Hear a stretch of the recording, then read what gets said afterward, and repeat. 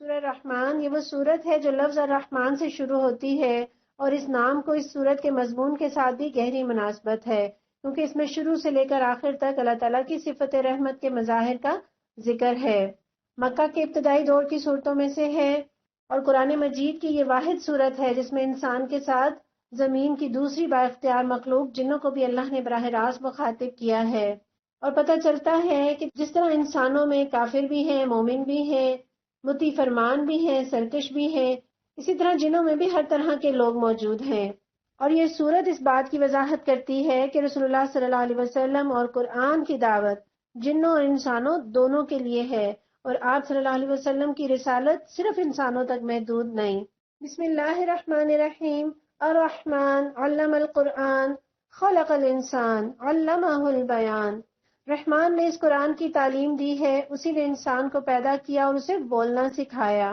الرحمن اس کے اندر جوش ہے، ٹھاٹھے مارتا ہوا رحمت کا سمندر، اور یہ اللہ کی وہ صفت ہے جس کی کائنات کی ہر مخلوق محتاج ہے۔ اس پوری صورت کے اندر اللہ تعالیٰ نے اپنی بے حد و حساب نعمتوں کا تذکرہ کیا، رحمت کا تذکرہ کیا، اور ان نعمتوں میں وہ نعمتیں بھی ہیں جو دنیا میں اللہ نے تمام لوگوں پر کی، اور وہ بھی جو صرف ایمان والوں پر کی۔ اور ان نعمتوں میں سب سے بڑی نعمت، سب سے پہلی نعمت قرآن ہے۔ ہوا خیر مما یجمعون، وہ ان ساری نعمتوں سے بڑھ کر ہے جنہیں لوگ جمع کرتے ہیں۔ اللہ نے قرآن کی نعمت کا سب سے پہلے ذکر کیا کیونکہ دنیا اور آخرت دونوں میں کامیابی کا دار و مدار قرآن پر ہے۔ اور یہاں اللہ کی صفات میں سب سے چوٹی کی صفت رحمت، اس کا ذکر، پھر علوم سارے اللہ کی طرف سے ہیں مگر چوٹی کا علم قرآن ہے۔ اور یہ ہمارا اپنے اوپر رحم ہوگا کہ ہم اپنے آپ کو قرآن سے جوڑیں۔ اور معلم کتنا اچھا ہے، الرحمن، جو رحمت کے ساتھ، محبت، نرمی، شفقت کے ساتھ سکھا رہا ہے، بن مانگے دے رہا ہے۔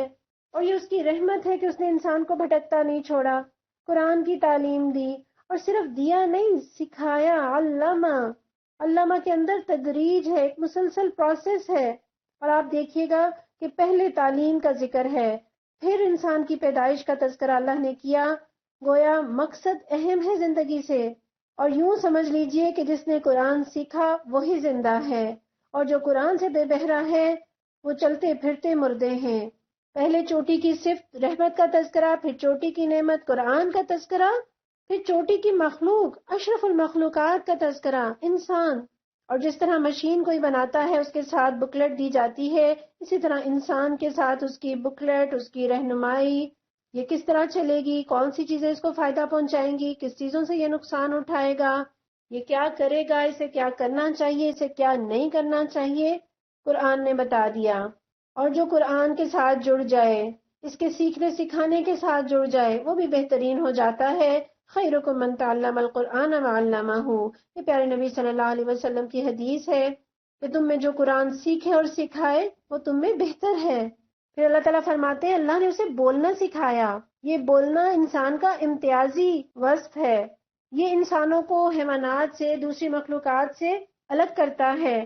انسان کے اندر اپنا مافی الضمیر بیان کرنے کی صلاحیت ہے، یہ حیوان ناطق ہے۔ آپ دیکھیے چھوٹا بچہ بھی بول کر اپنا مدعا بیان کر لیتا ہے۔ بہت ساری اور صلاحیتیں مختلف جانوروں میں ہوتی ہیں، زیادہ ہوتی ہیں۔ کتے میں سونگھنے کی صلاحیت زیادہ ہے، گھوڑے میں سننے کی صلاحیت، کسی میں دیکھنے کی صلاحیت، کسی میں جھپٹنے کی، کسی میں بھاگنے کی صلاحیت انسانوں سے زیادہ ہے۔ لیکن بولنے کی صلاحیت اللہ تعالیٰ نے انسان کو عطا کی، اور یہ وہ صلاحیت ہے جس کے ذریعے یہ دولت بھی کماتا ہے، اقتدار بھی حاصل کرتا ہے، اس سے بہت سارے کام لیتا ہے۔ قرآن کے ذکر کے ساتھ، انسان کی پیدائش کے ساتھ بولنے کا ذکر کر کے گویا اللہ تعالیٰ نے بتا دیا کہ یہ بیان کرنے کی صلاحیت قرآن سیکھنے اور سکھانے میں لگاؤ، یہ اعلیٰ صلاحیت ضائع نہ کرو، اسے اعلیٰ مصرف پر لگاؤ۔ اللہ ہمیں حق بولنے والا بنا دے۔ الشمس والقمر بحسبان، سورج اور چاند ایک حساب کے پابند ہیں۔ والنجم والشجر یسجدان، اور تارے اور درخت سب سجدہ ریز ہیں۔ اللہ تعالیٰ نے کائنات کی نشانیوں کی طرف توجہ دلائی ہے۔ تم نئی نشانی مانگتے ہو، آنکھ اٹھا کر دیکھ لو، نشانیاں نظر آ جائیں گی۔ سر کو جھکا لو، نشانیاں نظر آ جائیں گی۔ اور آپ دیکھیے آسمان کے نیچے کس قدر ستارے ہیں، کتنے بڑے بڑے سیارے ہیں، اور ان میں سے بعض تو سورج اور چاند سے بھی ہزاروں گنا بڑے ہیں۔ اور یہاں خاص طور پر سورج اور چاند کا ذکر اس لیے فرمایا کہ زمین کے رہنے والوں کے معاملات کا ان کے ساتھ زیادہ تعلق ہے. ایک مقرر رفتار کے ساتھ چلتے ہیں، اس میں ایک لمحے کی بھی تاخیر نہیں کرتے. کبھی آپ نے نہیں دیکھا کہ سورج آج 10 بجے طلوع ہو رہا ہے، یا جلدی غروب ہو رہا ہے، یا تاخیر سے غروب ہو رہا ہے. یہ ڈسپلن انسان کے لیے کتنی بڑی نعمت ہے. سورج کے ساتھ رات اور دن، موسموں کی تبدیلی، نمازوں کے اوقات، فصلوں کا پکنا، اور یہ اتنا ایکوریٹ اس کا نظام ہے کہ دائمی کیلنڈر ہے. 2 جنوری سن 2030 کو سورج کتنے بجے طلوع ہوگا اور کتنے بجے غروب ہوگا، آپ آج لکھ لیجئے، آج بتا دیجئے. اس کا اتنا ایکوریٹ نظام ہے. پھر چاند کو دیکھیے، رات کو میٹھی میٹھی روشنی، مہینوں اور سالوں کا حساب، رمضان کے روزے، حج، عیدیں، مدت حمل، رضاعت، زکوٰۃ کا حساب، پھر پھلوں کی مٹھاس بھی. پھر ان چیزوں کا زمین کے ساتھ مناسب فاصلہ تھا تو زندگی ممکن ہوئی. پھر کس قدر یہ تابع دار ہیں، فرما بردار ہیں، اوبیڈینٹ ہیں، اپنے مدار سے، اپنے مقام سے نہیں ہٹتے، سلو نہیں ہوتے، آگے نہیں نکل جاتے، تھکتے نہیں ہیں. اور سورج اور چاند ضابطے کے پابند ہیں. حالانکہ اللہ کی کتنی بڑی تخلیق ہے، لیکن ضابطے کی پابند ہے. کیا ہمارے لیے بھی کوئی ضابطہ ہے؟ کیا ہم بھی اس ضابطے کے پابند ہیں؟ اور انسان تو اشرف المخلوقات ہے، اسے تو زیادہ ضابطے کا پابند ہونا چاہیے. دنیا میں انسان نہ ہو تو سورج کو کوئی مسئلہ نہیں، لیکن اگر سورج نہ ہو تو انسان زندہ نہیں رہ سکتا. جتنا اتنی بڑی بڑی مخلوقات ضابطوں کی پابند ہیں، ہم اپنے بارے میں سوچیں کہ ہم کیوں ضابطہ چھوڑ توڑ بیٹھتے ہیں. پھر اللہ تعالیٰ نے بتایا کہ تارے اور درخت سب سجدہ ریز ہیں. گویا تاروں کی عبادت نہ کرو، درختوں کے آگے نہ جھکو، اس کی عبادت کرو جس کے آگے یہ جھکے ہوئے ہیں. لوگوں نے تاروں کو غیب کے علم کا منبع سمجھا، کسی نے اس کی عبادت کی، کسی نے اسے تقدیر بنانے کا ذریعہ سمجھ لیا. اللہ تعالیٰ نے یہاں اصلاح کر دی کہ وہ تو خود سجدہ ریز ہیں، اور تارے ایک دوسرے سے نہیں ٹکراتے ہیں. انسانوں تم کیوں ایک دوسرے سے لڑتے جھگڑتے ہو؟ تارے اپنے مقام سے نہیں گرتے. انسانوں تم کیوں اپنے مقام سے گر جاتے ہو؟ تارے آسمان کی زینت ہیں، تم اس زمین کی زینت ہو، اسے زینت بخشو، بدنما داغ نہ بنو. تارے بھی ٹوٹتے ہیں، تم بھی اللہ کی خاطر ٹوٹنا سیکھو. درخت سے عاجزی سیکھیے، سایہ بھی دیتا ہے، لکڑی بھی دیتا ہے، پھل بھی دیتا ہے. کوئی پتھر مارتا ہے، یہ پھل دیتا ہے، اور جتنا پھل لگتا جاتا ہے یہ جھکتا جاتا ہے. اور انسان کے پاس ڈگری آ جائے، اسٹیٹس ہو جائے، مال بڑھ جائے، اکڑتا چلا جاتا ہے. علم بڑھے، عمر بڑھے، دولت بڑھے، اختیار بڑھے، تو کیا کریں؟ اکڑنے کی بجائے جھکتے چلے جائیں، انسانیت کے لیے فائدہ مند بنتے چلے جائیں. وَالسَّمَاءَ رَفَعَهَا وَوَضَعَ الْمِيزَانَ، آسمان کو اس نے بلند کیا اور میزان قائم کر دی. اللہ تطغوا فی المیزان، اس کا تقاضا یہ ہے کہ تم میزان میں خلل نہ ڈالو. وَأَقِیمُوا الْوَزْنَ بِالْقِسْطِ وَلَا تُخْسِرُوا الْمِیزَانَ، انصاف کے ساتھ ٹھیک ٹھیک تولو اور ترازو میں ڈنڈی نہ مارو. کیا سکھایا اللہ تعالیٰ نے؟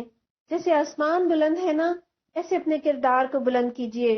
آسمان کو اللہ نے جس ذمہ داری پر، جس مقام پر رکھا ہے، وہ وہیں کھڑا ہے، کروڑوں سالوں سے وہیں کھڑا ہے.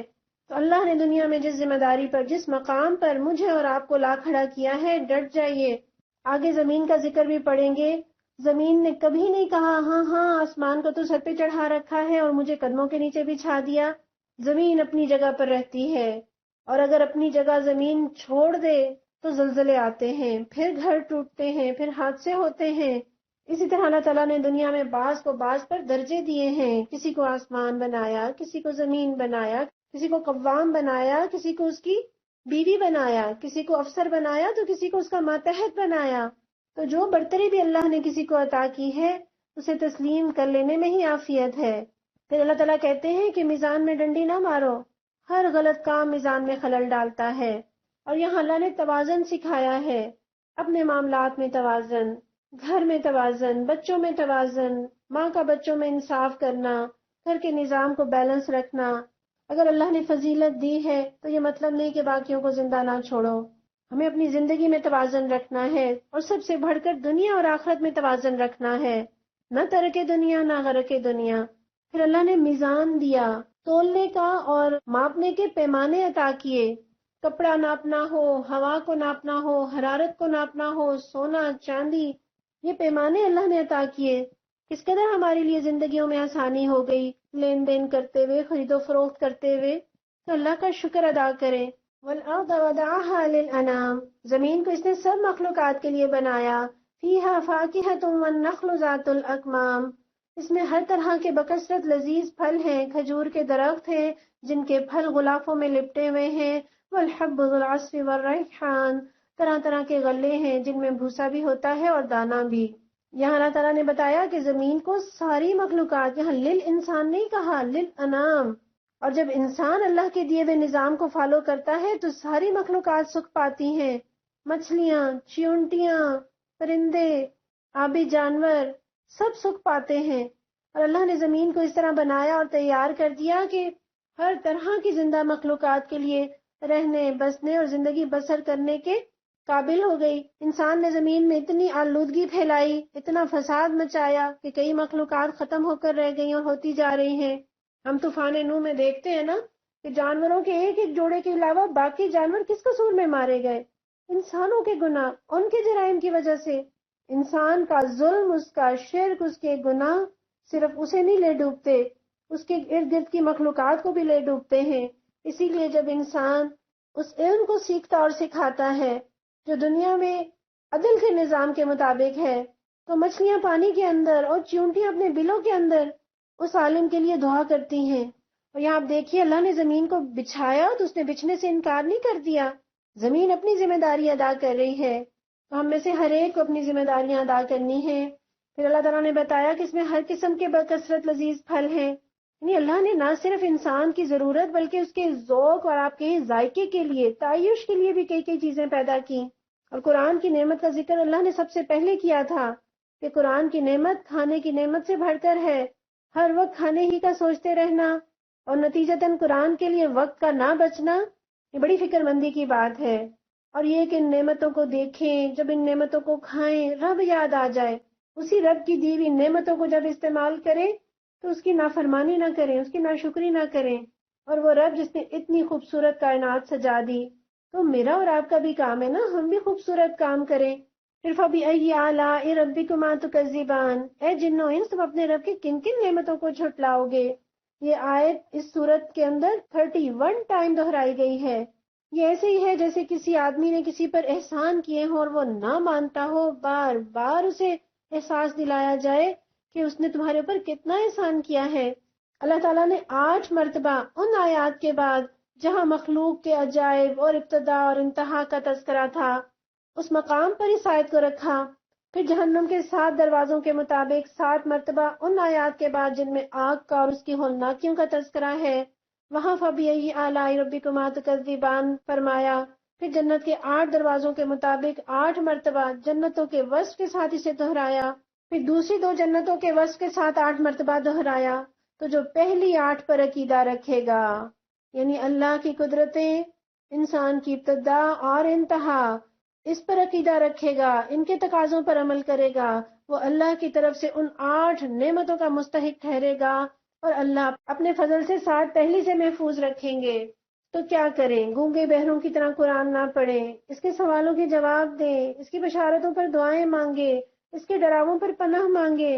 اور نعمتوں کو جھٹلانے کے مختلف انداز ہوتے ہیں، کوئی انکار کرتا ہے، کوئی شرک کرتا ہے، کوئی نعمت کا شکریہ دوسروں کو ادا کرتا ہے، اور کوئی نعمتیں تو ڈکار لے اور اطاعت کے وقت منہ پھیر لے. یہ بھی نعمتوں کو جھٹلانا ہے. جس کام کے لیے تنخواہ مل رہی تھی ایک وہی کام نہیں ہو رہا، باقی سارے کام چل رہے ہیں، تو یہ انڈائریکٹ جھٹلانا ہی تو ہے. حضرت عبداللہ بن عمر رضی اللہ عنہ نے یہ روایت نقل کی ہے کہ ایک مرتبہ رسول اللہ صلی اللہ علیہ وسلم نے سورہ رحمان کی خود تلاوت فرمائی. یہ آپ کے سامنے یہ سورہ پڑھی گئی. پھر آپ نے لوگوں سے فرمایا کہ کیا وجہ ہے کہ میں تم سے ویسا اچھا جواب نہیں سن رہا جیسا جنہوں نے اپنے رب کو دیا تھا. لوگوں نے عرض کیا وہ کیا جواب تھا؟ آپ نے فرمایا جب اللہ تعالیٰ کا ارشاد فَبِأَيِّ آلَاءِ رَبِّكُمَا تُكَذِّبَانِ پڑھتا تو جن اس کے جواب میں کہتے جاتے لا بِشَيْءٍ مِّن نِعْمَتِ رَبِّنَا نُكَذِّبُ، ہم اپنے رب کی کسی نعمت کو نہیں جھٹلاتے.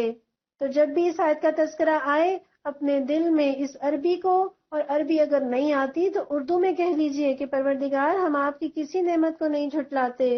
خلق الانسان من صلصال کالفخار، انسان کو اس نے ٹھیکری جیسے سوکھے سڑے ہوئے گارے سے بنایا.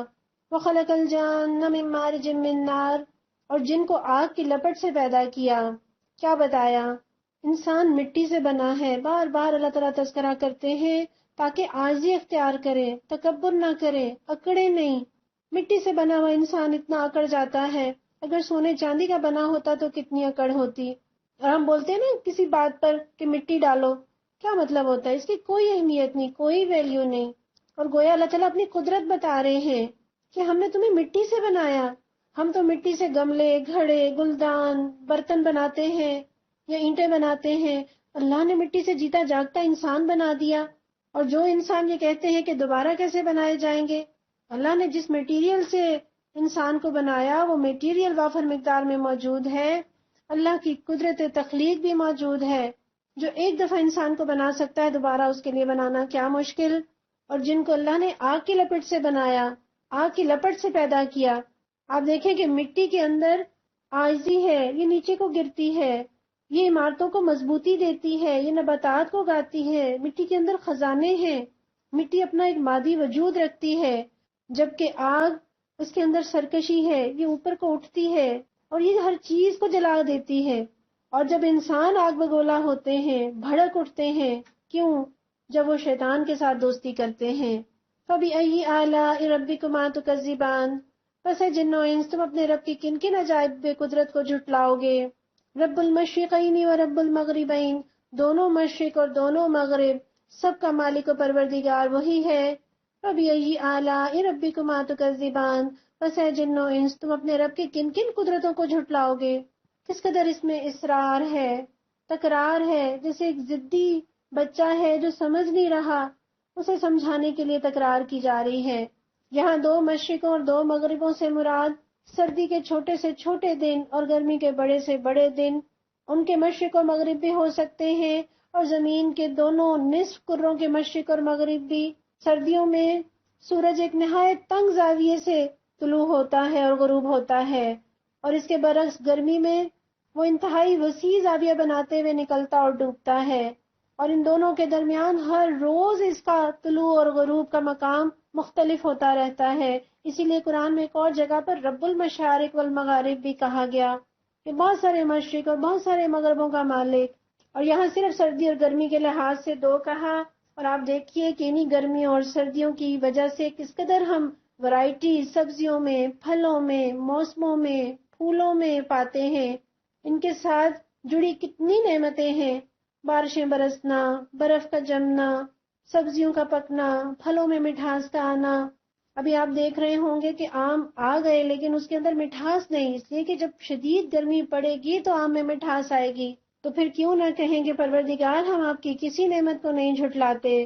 مرج البحرین یلتقیان، دو سمندروں کو اس نے چھوڑ دیا کہ باہم مل جائیں، بینہما برزخ لا یبغیان، پھر بھی ان کے درمیان ایک پردہ حائل ہے جس سے وہ تجاوز نہیں کرتے۔ فَبِأَيِّ آلَاءِ رَبِّكُمَا تُكَذِّبَانِ، پس ہے جن و انس تم اپنے رب کی قدرت کے کن کن کرشموں کو جھٹلاؤ گے۔ پروردگار ہم آپ کی کسی قدرت کے کسی کرشمے کو نہیں جھٹلاتے۔ یخرج منہم اللؤلؤ والمرجان، ان سمندروں سے موتی اور مونگے نکلتے ہیں۔ فَبِأَيِّ آلَاءِ رَبِّكُمَا تُكَذِّبَانِ، پس ہے جن و انس تم اپنے رب کی قدرت کے کن کن کمالات کو جھٹلاؤ گے۔ اے اللہ ہم آپ کی قدرت کے کسی کمال کو نہیں جھٹلاتے، ہم تسلیم کرتے ہیں۔ یہ اللہ تعالیٰ نے کتنی بڑی بڑی نشانیاں بتا دیں۔ اللہ نے میٹھے اور کھارے پانی کے دو سمندروں کو ایک ساتھ جاری کر دیا، ساتھ ساتھ بہتے ہیں، کیا مجال کے دونوں ایک دوسرے کے ساتھ مل کر ایک دوسرے کی خصوصیت کو یا خوبی کو زائل کر دیں۔ ایک کا پانی میٹھا ہے، اسے انسان پیتا ہے، اپنے درختوں کھیتوں کو سیراب کرتا ہے۔ دوسرے کا پانی کھارا ہے، اس سے ہوا خوشگوار ہوتی ہے، اس میں مچھلیاں، موتی اور مرجان پیدا ہوتے ہیں، اور یہ موتی اور مرجان اگرچہ کھارے سمندر سے نکلتے ہیں لیکن دونوں سمندروں کے امتزاج اور آپس میں ملنے کا ان کے پائے جانے میں دخل ہے۔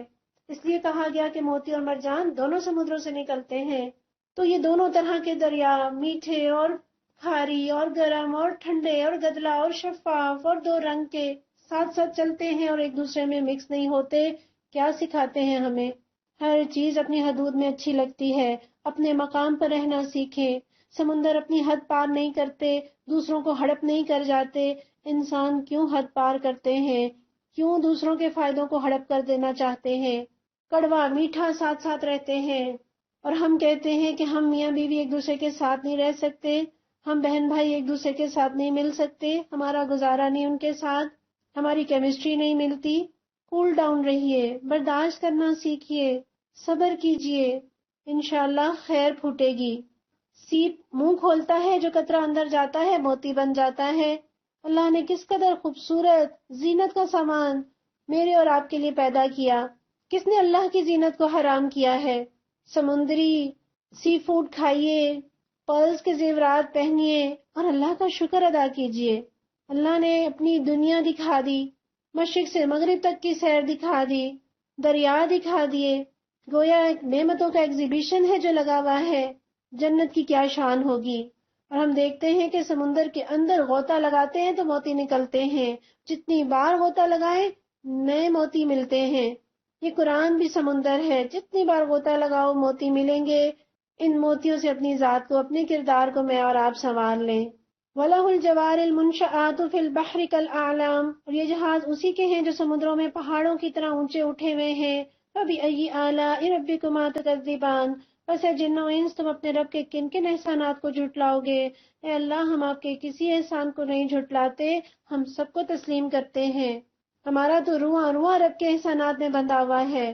آپ دیکھیے جہاز سمندر کی چھاتی پر چلتا ہے جبکہ تنکا ڈوب جاتا ہے، اور جو مارکیٹوں میں ہمیں کس طرح سے ہر ملک کی ہر چیز دستیاب ہو جاتی ہے، یہ جہازوں کی بدولت. اس نعمت کی قدر کیجیے. کل من علیہا فان، ہر چیز جو اس زمین پر ہے فنا ہو جانے والی ہے. وَيَبْقَى وَجْهُ رَبِّكَ ذُو الْجَلَالِ وَالْإِكْرَامِ، صرف تیرے رب کی جلیل و کریم ذات ہی باقی رہنے والی ہے. فَبِأَيِّ آلَاءِ رَبِّكُمَا تُكَذِّبَانِ، پس ہے جن و انس تم اپنے رب کے کن کن کمالات کو جھٹلاؤ گے. یہاں اللہ تعالیٰ نے گویا بتا دیا، تم پیغمبر کی بات مانو یا نہ مانو، سنو یا نہ سنو، ایک دن یہ ساری چیزیں فنا ہو جائیں گی. اس دنیا کی زندگی کی ہر رونق، ہر چمک دمک، ساری رعنائیاں ختم ہو جائیں گی. اللہ کے سوا جس کے پیچھے بھاگ رہے ہو وہ سب ختم ہو جانے والی چیزیں ہیں. گھر، جائیدادیں، کاروبار، نعمتیں، حتیٰ کہ رشتے بھی ساتھ چھوڑ جاتے ہیں، اور کبھی تو ہوتے ہوئے بھی ساتھ نہیں نبھاتے. نعمتوں کو باقی رکھنا ہے تو اس ذات کے رستے میں لگا دیں جو باقی رہنے والی ہے. یہ چیز نعمتوں کو دوام دے گی. اور گویا اللہ نے یہ تسلی بھی دے دی کہ اس کے غم بھی عارضی ہیں، اس کی خوشیاں بھی عارضی ہیں. نہ خوشی پا کر پھولیں، نہ غم کھا کر اللہ کو معاذ اللہ الزام دھریں. وہ جو ایک بادشاہ نے کہا تھا نا کہ میں آپے سے باہر نہ ہوا کروں جب میں خوش ہوں یا جب میں غمگین ہوں، تو اسے کسی سمجھدار آدمی نے ایک انگوٹھی بنوا کر دی جس کے اوپر یہ لکھا تھا کہ یہ وقت بھی گزر جائے گا. جب آپ کو خوشی ملے تو اس بات کو یاد کر لیں کہ یہ وقت بھی گزر جائے گا، اور جب برا وقت آئے تو بھی اس بات کو یاد کر لیں کہ یہ وقت گزر جائے گا. اور ہر چیز کے فنا میں نعمت بھی ہے. کتنے مریض بڑھاپے میں اور وینٹیلیٹر پر تڑپ رہے ہوتے ہیں اور اپنے ہی ان کے لیے دعا کرتے ہیں کہ اللہ ان پر رحم فرما، انہیں سنبھال لے. تو مرنا بھی کس قدر بڑی نعمت ہے، اور مرے بغیر تو نہ جنت مل سکتی ہے نہ اللہ کا دیدار. اس کے لیے تو مرنا پڑے گا.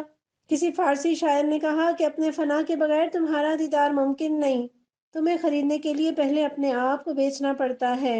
اور جو یہاں یہ بتایا کہ اللہ کا نام باقی رہنے والا ہے، باقی ہر چیز فنا ہو جانے والی ہے، تو یہ بھی جان لیجئے کہ رہتی دنیا تک اللہ کا کلام بھی باقی رہنے والا ہے.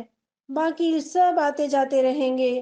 وہ لوگ جو اللہ کے کلام کے ساتھ جڑ جائیں، جو دین کی خدمت کر جائیں، ان کا نام بھی قیامت تک باقی رہے گا. جیسے حضرت ابو ہریرہ رضی اللہ عنہ، امام بخاری رحمۃ اللہ علیہ، کتنے بڑے بڑے اسکالرز ہیں جنہوں نے دین کی خدمتیں کی، اپنی زندگیاں لگا دیں. آج ان کے نام باقی اور رہتی دنیا تک باقی رہیں گے، کیونکہ انہوں نے اپنے آپ کو اللہ کے کلام کے ساتھ جوڑا.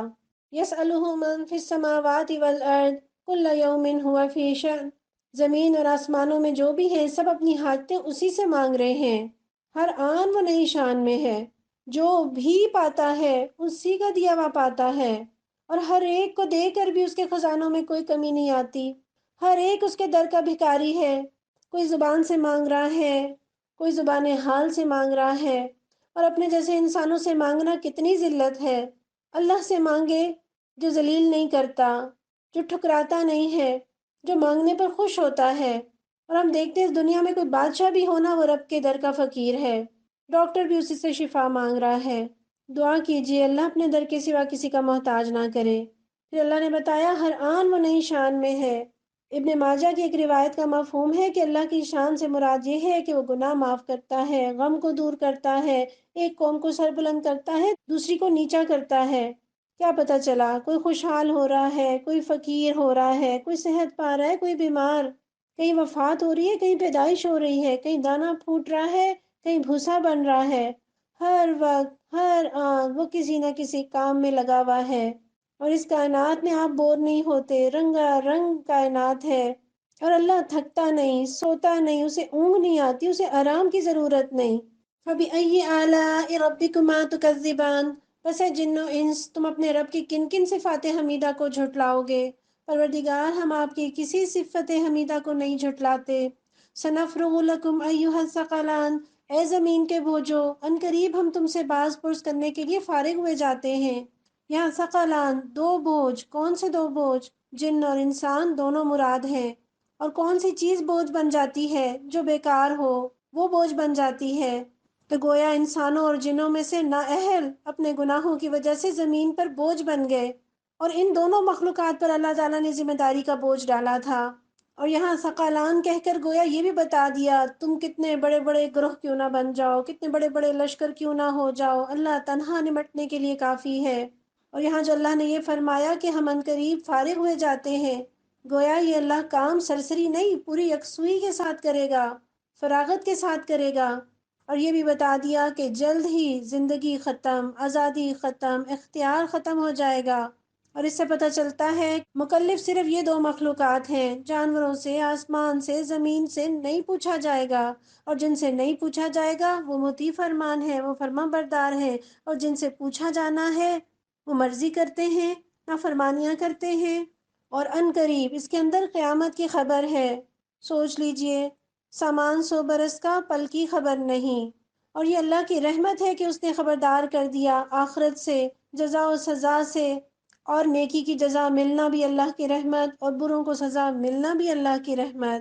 اور گویا اللہ تعالیٰ نے وقت مقرر کر رکھا ہے، اور ابھی باز پرس کیوں نہیں کر رہا؟ اس لیے کہ ابھی اس کا وقت نہیں آیا۔ فَبِأَيِّ آلَاءِ رَبِّكُمَا تُكَذِّبَانِ، پھر دیکھ لیں گے کہ تم اپنے رب کے کن کن احسانات کو جھٹلاتے ہو۔ پروردگار ہم آپ کے کسی احسان کو نہیں جھٹلاتے، ہم آپ کے ہر احسان کو تسلیم کرتے ہیں۔ یا معشر الجن والانس ان استطعتم ان تنفذوا من اقطار السماوات والارض فانفذوا لا تنفذون الا بسلطان، اے گروہ جن و انس، اگر تم زمین اور آسمانوں کی سرحدوں سے نکل کر بھاگ سکتے ہو تو بھاگ دیکھو، نہیں بھاگ سکتے، اس کے لیے بڑا زور چاہیے۔ جیسے قرآن میں ایک اور جگہ آتا ہے نا، این المفر، کہاں بھاگ کر جاؤ گے؟ یعنی تم اگر اپنے آپ کو با اختیار سمجھتے ہو تو اس کی حدود سے، اس کی بادشاہت سے باہر نکل کر دکھاؤ، تاکہ ثابت ہو جائے کہ تم اس کی گرفت سے آزاد ہو یا ہو سکتے ہو۔ اگر سمجھتے ہو کہ اپنی مرضی کر کے بچ جائیں گے تو ذرا نکل کے دکھاؤ۔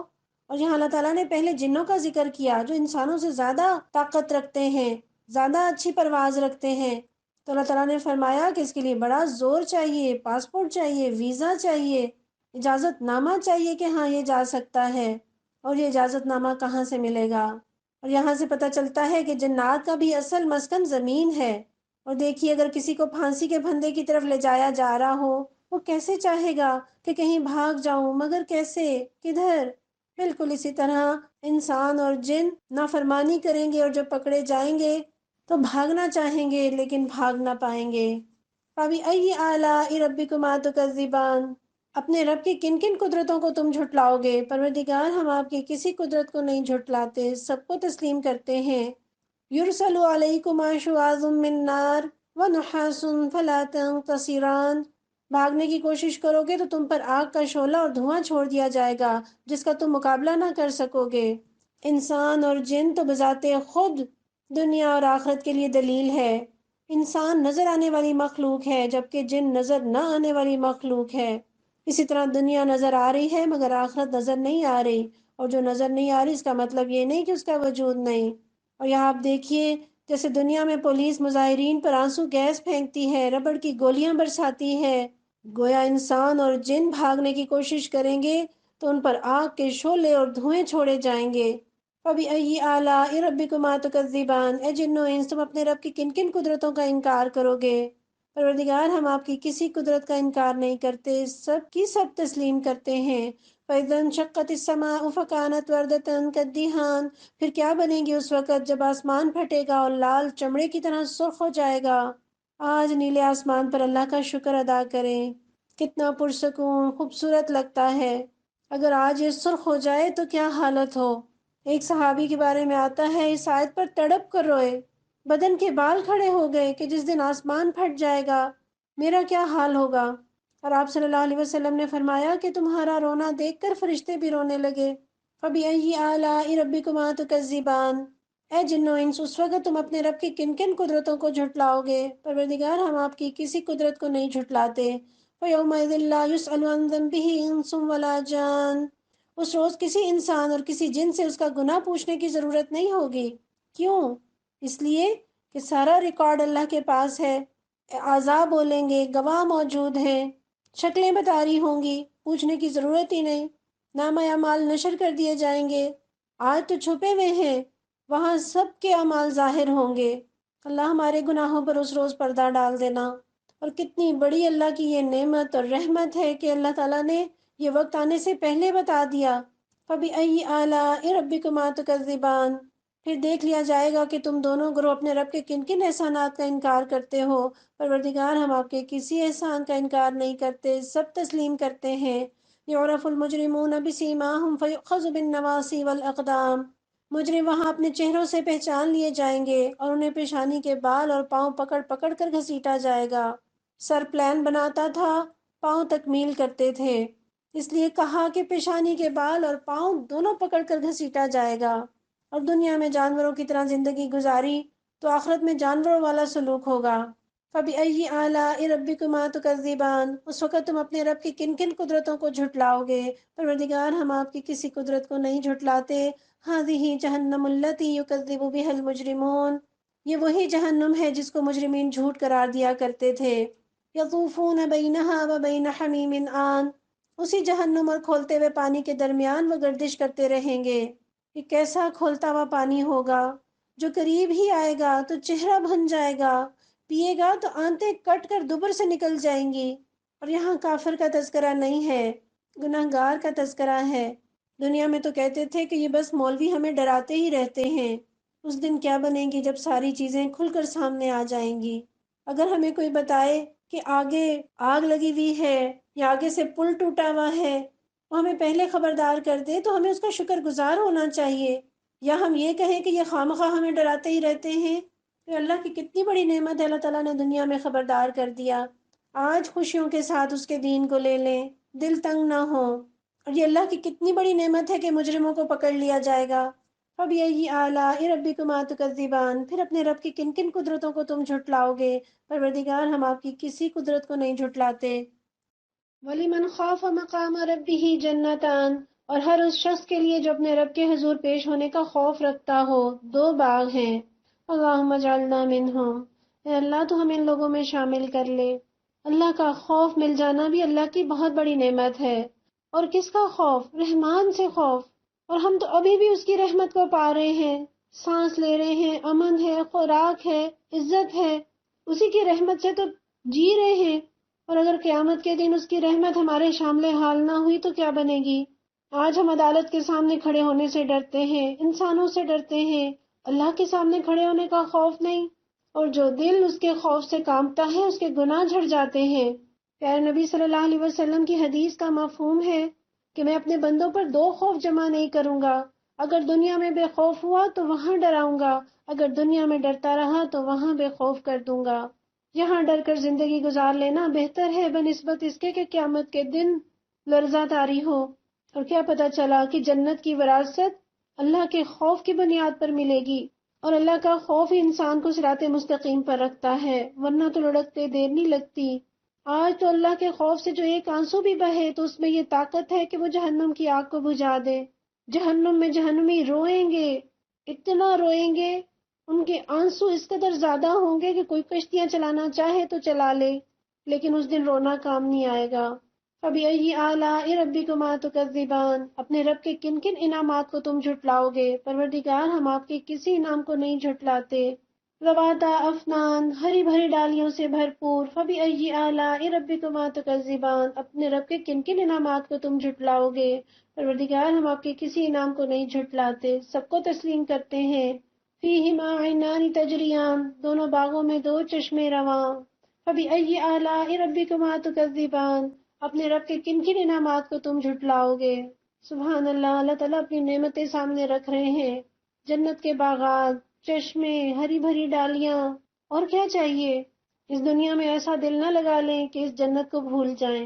فیہما من کل فاکہۃ زوجان، دونوں باغوں میں ہر پھل کی دو قسمیں، یعنی ایک اس کا مطلب یہ کہ دونوں باغوں کے پھلوں کی شان نرالی ہوگی۔ ایک باغ میں جائے گا تو ایک شان کے پھل، دوسرے باغ میں جائے گا تو اس کے پھلوں کی شان کچھ اور ہوگی۔ اور اس کا ایک مطلب یہ بھی ہے کہ ہر باغ میں ایک قسم کے پھل تو وہ ہوں گے جن سے وہ دنیا میں بھی آشنا تھا، اور دوسرے قسم کے پھل ڈیفرنٹ ہوں گے، نئے ہوں گے، جو دنیا میں کبھی اس کے خواب و خیال میں بھی نہیں آئے۔ آج ہم خیالی جنتوں کے پیچھے بھاگ رہے ہیں، رب جنت سے جا کر بلا رہا ہے۔ فَبِأَيِّ آلَاءِ رَبِّكُمَا تُكَذِّبَانِ، اپنے رب کی کن کن نعمتوں کو تم جھٹلاؤ گے؟ پروردگار ہم آپ کی کسی نعمت کو نہیں جھٹلاتے۔ متکئین علی فرش بطائنها من استبرق، جنتی لوگ ایسے فرشوں پر تکیے لگا کر بیٹھیں گے جن کے استر دبیز ریشم کے ہوں گے، یعنی جب ان کے استر یعنی ان کے اندر کا کپڑا اس شان کا ہوگا تو اندازہ کر لو کہ اوپر کا کپڑا کس شان کا ہوگا، قالین کس شان کے ہوں گے۔ وجن الجنتین دان، اور باغوں کی ڈالیاں پھلوں سے جھکی پڑ رہی ہوں گی۔ فبأی آلاء ربکما تکذبان، تم اپنے رب کے کن کن انعامات کو جھٹلاؤ گے؟ پروردگار ہم آپ کے کسی انعام کو نہیں جھٹلاتے۔ فیہن قاصرات الطرف لم یطمثہن انس قبلہم ولا جان، ان نعمتوں کے درمیان شرمیلی نگاہوں والیاں ہوں گی جنہیں ان جنتیوں سے پہلے کسی انسان یا جن نے نہ چھوا ہوگا۔ سبحان اللہ، خاص طور پر مردوں کے لیے تحفہ، جن جن چیزوں سے اللہ کے ڈر سے رکتے رہے، بچتے رہے، اللہ تعالیٰ نے ہر چیز کا تذکرہ کر دیا، سب کچھ ملے گا۔ یہاں جنت کی عورت کی کیا صفت بتائی؟ شرمیلی نگاہوں والیاں، یعنی حیادار عورت، مومنہ صالحہ، دنیا میں بھی بے پاک اور حیا سے عاری نہیں ہوتی، اور آخرت میں بھی اس کا یہی وصف سامنے اللہ تعالیٰ ذکر کر رہے ہیں۔ اور حیا کا اظہار آنکھ سے ہوتا ہے، نگاہ سے ہوتا ہے، اسی لیے دنیا میں بھی مومن مرد و زن کو نگاہ نیچی رکھنے کا حکم دیا، اور جنت میں بھی اس کی صفت یہی ہے کہ وہ نگاہیں بچانے والیاں ہوں گی۔ اور آپ صلی اللہ علیہ وسلم نے فرمایا، حیا اور ایمان ہمیشہ ساتھ رہتے ہیں، جب ان دونوں میں سے کوئی ایک اٹھا لیا جائے تو دوسرا خود بخود اٹھ جاتا ہے۔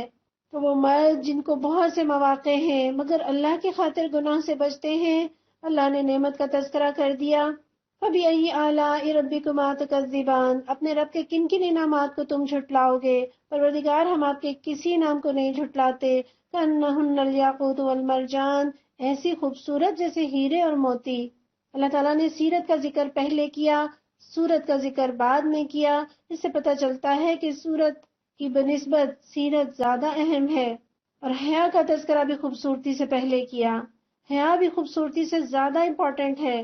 دنیا کی عورتیں تو ہیرے موتی پہن کر خوبصورت بنتی ہیں، وہاں کی خواتین ایسی خوبصورت جیسے ہیرے اور موتی، اس سے ان کے قیمتی ہونے کا بھی اندازہ ہوتا ہے۔ دنیا میں ہیرا جو ہے وہ ویلیویبل چیز ہے، اسی طرح جنت کی عورت ویلیویبل ہے۔ فَبِأَيِّ آلَاءِ رَبِّكُمَا تُكَذِّبَانِ، اپنے رب کے کن کن انعامات کو تم جھٹلاؤ گے؟ پروردگار ہم کسی انعام کو نہیں جھٹلاتے۔ هل جزاء الاحسان الا الاحسان، نیکی کا بدلہ نیکی کے سوا اور کیا ہو سکتا ہے؟ آپ دیکھیے، مردوں کے لیے اللہ نے ذکر کر دیا کہ انہیں شرمیلی نگاہوں والیاں، خوبصورت ہیرے موتی جیسی خواتین زوجیت میں ملیں گی۔ تو اکثر عورتیں سوال کرتی ہیں کہ مرد کے لیے تو حوریں ہیں، عورتوں کے لیے کیا ہے؟ تو عورتوں کے لیے کیا؟ هل جزاء الاحسان الا الاحسان، نیکی کا بدلہ نیکی کے سوا اور کیا ہو سکتا ہے؟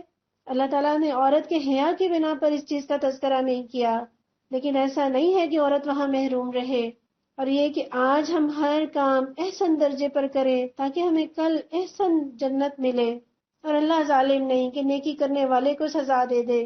فَبِأَيِّ آلَاءِ رَبِّكُمَا تُكَذِّبَانِ، اپنے رب کے کن کن اوصاف حمیدہ کا تم انکار کرو گے؟ پروردگار ہم آپ کی کسی صفت حمیدہ کا انکار نہیں کرتے۔ وَمِن دُونِهِمَا جَنَّتَانِ، اور ان دونوں باغوں کے علاوہ 2 باغ اور ہوں گے۔ فَبِأَيِّ آلَاءِ رَبِّكُمَا تُكَذِّبَانِ، اپنے رب کے کن کن انعامات کو تم جھٹلاؤ گے؟ پروردگار ہم تیرے کسی انعام کو نہیں جھٹلاتے، سب کو مانتے ہیں۔ مدہامتان، گھنے سرسبز و شاداب باغ، کیسی وسیع جنتیں ہیں۔ ایک ایک درخت کا سایہ اتنا طویل ہے کہ 100 سال سوار چلتا رہے اور وہ سایہ ختم نہ ہو۔ تو سوچئے تنگ نظر والوں کو اتنی وسعت والی جنت کیسے ملے گی؟ اور یہاں 2 باغوں کا، 2 جنتوں کا تذکرہ ہے۔ رسول اللہ صلی اللہ علیہ وسلم نے فرمایا 2 جنتیں سابقین یا مقربین کے لیے ہوں گی، جن کے برتن اور آرائش کی ہر چیز سونے کی ہوگی، اور 2 جنتیں تابعین یا اصحاب الیمین کے لیے ہوں گی، جن کی ہر چیز چاندی کی ہوگی۔ فَبِأَيِّ آلَاءِ رَبِّكُمَا تُكَذِّبَانِ، اپنے رب کے کن کن انعامات کو تم جھٹلاؤ گے؟ پروردگار ہم آپ کے کسی انعام کو نہیں جھٹلاتے، سب کو مانتے ہیں۔ فِيهِمَا عَيْنَانِ نَضَّاخَتَانِ، دونوں باغوں میں 2 چشمے فواروں کی طرح ابلتے ہوئے۔ فَبِأَيِّ آلَاءِ رَبِّكُمَا تُكَذِّبَانِ، اپنے رب کے کن کن انعامات کو تم جھٹلاؤ گے؟ پروردگار ہم آپ کے کسی انعام کو نہیں جھٹلاتے۔ پانی کس قدر خوبصورت لگتا ہے، بہتا پانی، فواروں کی طرح ابلتا پانی اللہ نے جنت میں ہمارے لیے رکھ دیا۔ فِيهِمَا فَاكِهَةٌ وَنَخْلٌ وَرُمَّانٌ، ان میں بکثرت پھل اور کھجوریں اور انار۔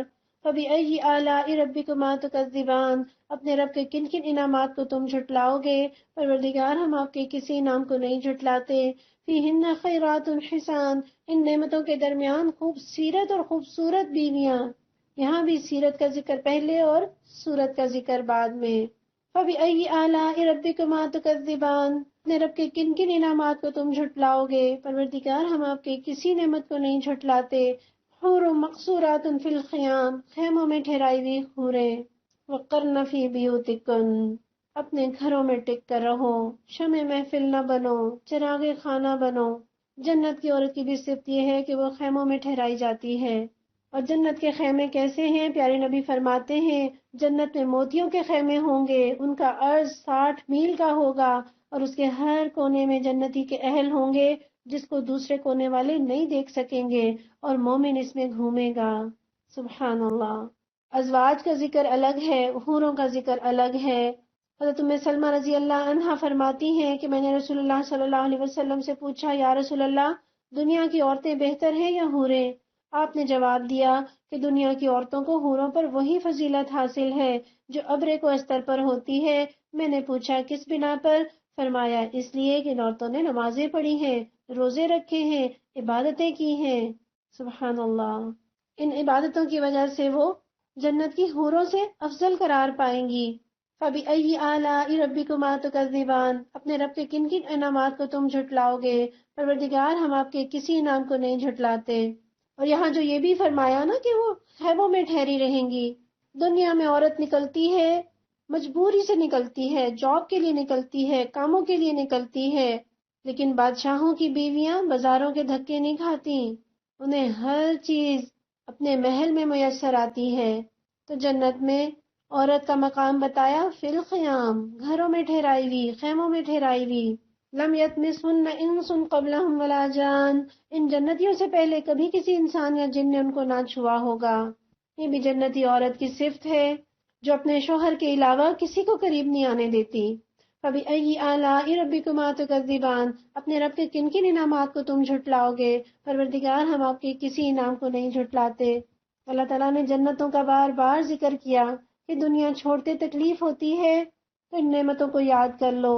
اللہ کی خاطر قربانی دیتے ہوئے، نعمتیں چھوڑتے ہوئے، آرام چھوڑتے ہوئے، نیند چھوڑتے ہوئے، مال قربان کرتے ہوئے، جب بھی ذرا سا احساس پیدا ہو، دل میں تنگی آنے لگے، تو ان جنت کی نعمتوں کو یاد کر لو۔ فَبِأَيِّ آلَاءِ رَبِّكُمَا تُكَذِّبَانِ، اپنے رب کے کن کن انعامات کو تم جھٹلاؤ گے؟ مُتَّكِئِينَ عَلَى رَفْرَفٍ خُضْرٍ وَأَبْقَرِيٍّ حِسَانٍ، وہ جنتی سبز قالینوں اور نفیس و نادر فرشوں پر تکیے لگا کر بیٹھیں گے۔ فَبِأَيِّ آلَاءِ رَبِّكُمَا تُكَذِّبَانِ، اپنے رب کے کن کن انعامات کو تم جھٹلاؤ گے؟ پروردگار ہم آپ کے کسی انعام کو نہیں جھٹلاتے، سب کو مانتے ہیں۔ تبارک اسم ربک ذی الجلال والاکرام، بڑی برکت والا ہے تیرے رب جلیل و کریم کا نام۔ ذی الجلال والاکرام، اللہ کا نام۔ دعاؤں میں اس نام کے واسطے سے دعائیں مانگیے نماز کے بعد بھی ہم کہتے ہیں پیارے نبی صلی اللہ علیہ وسلم کی سنت میں، اللہم انت السلام و منک السلام تبارکت یا ذا الجلال والاکرام۔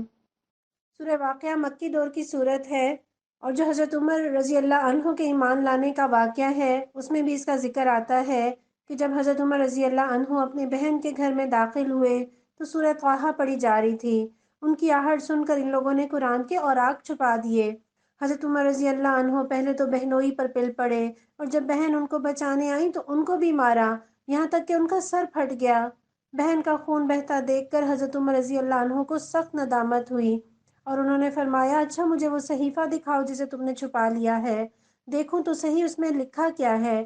بہن نے کہا آپ اپنے شرک کی وجہ سے نجس ہیں، اور اس صحیفے کو صرف طاہر آدمی ہی ہاتھ لگا سکتا ہے۔ چنانچہ حضرت عمر رضی اللہ عنہ نے اٹھ کر غسل کیا اور پھر اس صحیفے کو لے کر پڑھا۔ اس سے معلوم ہوتا ہے کہ اس وقت سورہ واقعہ نازل ہو چکی تھی، کیونکہ اسی میں یہ آیت ہے لا یمسہ الا المطہرون۔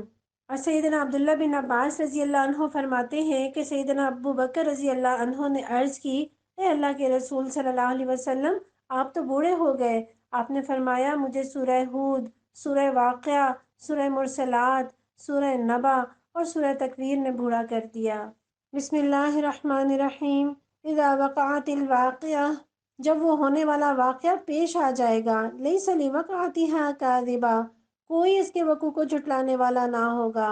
تمہارے سارے شبہات اور اعتراضات کے باوجود قیامت آ کر رہے گی، کوئی اسے روک نہیں سکے گا، اور اس بات میں ذرا سا بھی جھوٹ کا شائبہ نہیں۔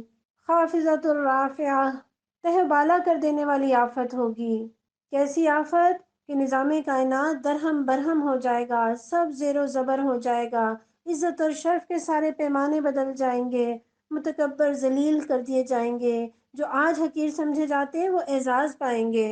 اذا رجت الارض رجا، زمین اس وقت یکبارگی ہلا ماری جائے گی، یعنی یہ زلزلہ کسی ایک جگہ نہیں آئے گا، ساری کی ساری زمین پر یہ زلزلہ آئے گا۔ اتنی بڑی زمین لرزہ کھائے گی تو انسان کا کیا حال ہوگا، اور جب اس قدر بڑا زلزلہ آئے گا تو جتنے بادشاہوں کے محلات ہیں، فلک بوس عمارتیں ہیں، پارلیمنٹ ہاؤسز، وائٹ ہاؤس، کیا چیز باقی بچے گی اس دنیا میں۔ وبست الجبال بسا، اور پہاڑ اس طرح ریزہ ریزہ کر دیے جائیں گے، فکانت ہباء منبثا، کہ پراگندہ غبار بن کر رہ جائیں گے۔ یعنی یہ پہاڑ جو آج غیر متزلزل نظر آتے ہیں، مضبوط نظر آتے ہیں، پہاڑ دھول بن جائیں گے۔ اتنا بڑا حادثہ ہونے والا ہے، مگر انسان مدہوش ہے، فن اور موج اور مستی سے فرصت نہیں۔ وَكُنْتُمْ أَزْوَاجًا ثَلَاثًا، اس وقت تم لوگ 3 گروہوں میں تقسیم ہو جاؤ گے، اور یہ تقسیم کس بنیاد پر ہوگی؟ یہ کسی رشتہ داری کی بنیاد پر، قوم کی بنیاد پر، وطن کی بنیاد پر نہیں ہوگی، بلکہ اعمال کے حساب سے تقسیم ہوگی۔ فَأَصْحَابُ الْمَيْمَنَةِ مَا أَصْحَابُ الْمَيْمَنَةِ، دائیں بازو والے سو دائیں بازو والوں کی خوش نصیبی کا کیا کہنا۔ دائیں بازو والے کون ہیں؟ جن کے دائیں ہاتھ میں نامہ اعمال دیا جائے گا، یہ رب رحمان کے دائیں جانب ہوں گے، جن کے نیکیوں کے پلڑے بھاری ہوں گے۔ وَأَصْحَابُ الْمَشْأَمَةِ مَا أَصْحَابُ الْمَشْأَمَةِ، اور بائیں بازو والے تو بائیں بازو والوں کی بد نصیبی کا کیا ٹھکانہ۔ یہ کون سے لوگ ہیں؟ جن کو بائیں ہاتھ میں نامہ اعمال دیا جائے گا، جن کے گناہوں کے پلڑے ان کی نیکیوں سے بھاری ہوں گے۔ وَالسَّابِقُونَ السَّابِقُونَ، اور آگے والے تو پھر آگے ہی والے ہیں۔ اولئک المقربون، وہی تو مقرب لوگ ہیں، فی جنات النعیم، نعمت بھری جنتوں میں رہیں گے۔ یہ ہیں وی آئی پی لوگ جو رب کا قرب پائیں گے۔ ثلۃ من الاولین وقلیل من الآخرین، اگلوں میں سے بہت ہوں گے اور پچھلوں میں سے کم، یعنی امت کے اولین یعنی صحابہ کرام، تابعین، تبع تابعین میں سابقون الاولون کی تعداد زیادہ ہوگی بنسبت اس کے بعد میں آنے والوں کے۔ لیکن خدا کا شکر ہے اللہ نے یہ نہیں فرمایا کہ بعد میں کوئی نہیں آئے گا، گویا اللہ نے موقع رکھا ہے۔ آج بھی میں اور آپ اس مقام اور مرتبے کو پا سکتے ہیں اگر نیکیوں کے لیے دوڑیں لگا دیں۔ جب دین پر کوئی چلنے کو تیار نہ ہو، کوئی دینے کو تیار نہ ہو، کوئی شریعت کی بات ماننے کو تیار نہ ہو، میں اور آپ مان جائیں، میں اور آپ اپنا آپ پیش کر دیں، میں اور آپ اپنا مال لگائیں، وقت لگائیں، صلاحیتیں لگائیں، سابقون الاولون بن جائیں۔ علی سرر موضونہ متکئین علیہا متقابلین، مرصع تختوں پر تکیے لگائے آمنے سامنے بیٹھیں گے۔ یہ مرصع تختے سونے کی تاروں سے بنے ہوئے، جواہرات جڑے ہوئے۔ سوچئے دنیا میں آج کسی کے پاس ایسی چیز ہو تو اس کے 100 حاسد ہوں، تو ہمیں رشک نہ آئے اس پر، کیوں نہ ہم یہ پائیں؟ اور آمنے سامنے بیٹھیں گے اس لیے کہ دل جڑے ہوئے ہوں گے۔ یطوف علیہم ولدان مخلدون، ان کی مجلسوں میں ابدی لڑکے ہوں گے، یعنی وہ ہمیشہ لڑکے ہی رہیں گے، ان کی عمر ہمیشہ ایک ہی حالت پر ٹھہری رہے گی، دنیا کی طرح نہیں کہ وہ اب بڑے ہو گئے تو اب ان سے کام نہیں لیا جا سکتا، یا انہیں گھر میں نہیں بلایا جا سکتا، ان سے خدمت نہیں کرائی جا سکتی۔ حضرت حسن بصری رحمۃ اللہ علیہ فرماتے ہیں کہ یہ اہل دنیا کے وہ بچے ہیں جو بالغ ہونے سے پہلے مر گئے، اس لیے نہ ان کی کچھ نیکیاں ہوں گی کہ ان کی جزا پائیں، اور نہ بدیاں ہوں گی کہ ان کی سزا پائیں۔ بِأَكْوَابٍ وَأَبَارِيقَ وَكَأْسٍ مِّن مَّعِينٍ، شراب چشمہ جاری سے لبریز پیالے اور کنٹر اور ساغر لیے دوڑتے پھر رہے ہوں گے۔ دیکھیں جنت کی پارٹی کا منظر، لا يصدعون عنها ولا ينزفون، جسے پی کر نہ ان کا سر چکرائے گا نہ ان کی عقل میں فطور آئے گا۔ دنیا کی شراب کا تو نشہ چڑھتا ہے تو بہکی بہکی باتیں کرنے لگتے ہیں، اور اترتا ہے تو سر میں درد ہونے لگتا ہے۔ جنت کی شراب کیسی پاکیزہ شراب ہے، کوئی خامی کوئی خرابی اس کے اندر نہیں۔ وفاکہۃ مما یتخیرون، اور ان کے سامنے طرح طرح کے لذیذ پھل پیش کریں گے۔ وَلَحْمِ طَيْرٍ مِّمَّا يَشْتَهُونَ، اور پرندوں کے گوشت پیش کریں گے کہ جس پرندے کا چاہیں استعمال کریں۔ وَحُورٌ عِین، اور ان کے لیے خوبصورت آنکھوں والی حوریں ہوں گی۔ کَأَمْثَالِ اللُّؤْلُؤِ الْمَكْنُونِ، ایسی حسین جیسے چھپا کر رکھے ہوئے موتی۔ جزاء بما كانوا يعملون، یہ سب کچھ ان اعمال کی جزا کے طور پر انہیں ملے گا جو وہ دنیا میں کرتے رہے۔ لا يسمعون فيها لغوا ولا تأثیما، وہاں وہ کوئی بےہودہ کلام یا گناہ کی بات نہ سنیں گے۔ الا قیلا سلاما سلاما، جو بات بھی ہوگی ٹھیک ٹھیک ہوگی۔ یہاں جنت کی لذتوں کا تذکرہ، اور دنیا میں اکثر کہتے ہیں نا پیٹ بھر گیا مگر نظر نہیں بھری، تو وہاں پیٹ نہیں بھرے گا، بھوک کی وجہ سے نہیں کھائیں گے، لذت کی وجہ سے کھائیں گے۔ اور اللہ نے یہاں پر پرندوں کے گوشت کا تذکرہ کیا ہے، مٹن اور بیف اور چکن کا تذکرہ کیوں نہیں کیا؟ اس لیے کہ پرندوں کا گوشت لذت میں، غذائیت میں اور قوت کے اعتبار سے باقی سب سے اعلیٰ ہوتا ہے۔ اور آج تو آپ بٹیر کو کھانا چاہیں تو اس کے اوپر کیا گوشت لگا ہوگا، ذرا سا بالکل۔ اور جنت کے پرندوں کا گوشت کیسا ہے؟ سیدنا انس رضی اللہ عنہ بیان کرتے ہیں کہ رسول اللہ صلی اللہ علیہ وسلم نے فرمایا، جنت کے پرندے بختی اونٹوں کی طرح ہوں گے اور وہ جنت کے درختوں سے چریں گے۔ ابو بکر رضی اللہ عنہ نے عرض کی، اللہ کے رسول صلی اللہ علیہ وسلم، یہ پرندے تو خوب موٹے تازے ہوں گے۔ آپ نے فرمایا، انہیں کھانے والے ان سے بھی بڑھ کر صحت مند ہوں گے۔ یہ آپ نے 3 بار ارشاد فرمایا، پھر فرمایا، البتہ مجھے امید ہے کہ تم بھی اے ابو بکر ان کھانے والوں میں سے ہوگے۔ اللہم اجعلنا منہم، اے اللہ تو ہمیں بھی ان میں شامل کر لینا۔ پھر حوروں کا تذکرہ ہے، اور اللہ تعالیٰ نے کیا بتایا، یہ خیرات میں نہیں ملے گا، یہ ان کے اعمال کی جزا کے طور پر ملے گا۔ دنیا میں محنتیں کی ہیں، قربانیاں دی ہیں، اپنی پسند کو چھوڑا ہے، گناہ کے موقعوں سے فائدہ نہیں اٹھایا، اللہ کے خوف کی وجہ سے انہیں چھوڑ دیا، تو یہ ان کے اعمال کی جزا ہے کہ وہاں وہ کوئی بےہودہ کلام یا گناہ کی بات بھی نہیں سنیں گے۔ آج اگر ہم بےہودہ باتیں چھوڑ دیں، پھر وقت نکلے گا دین کے لیے، پھر یہ دنیا بھی جنت ہوگی، اور جنت کے اس مقام کو بھی پا سکیں گے۔ جنت میں ایسی کوئی گفتگو نہیں ہوگی جس کے اندر غیبت ہو، چغلی ہو، لڑائی جھگڑا ہو، کسی کو دکھ پہنچے، کسی کو تکلیف پہنچے۔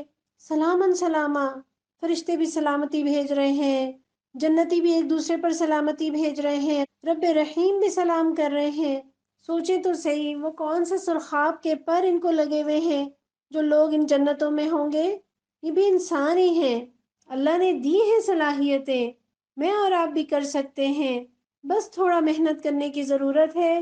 اور ضرور سیرت کی کتابیں پڑھیں، صحابہ کرام کی سیرتیں، تابعین کی سیرت، تبع تابعین کی، اسلاف کی، بزرگوں کی، کیسے لوگ تھے، کیسے انہوں نے زندگی گزاری، تاکہ ہمیں بھی رہنمائی ملے اور ہم ان کے رستے پر چل سکیں۔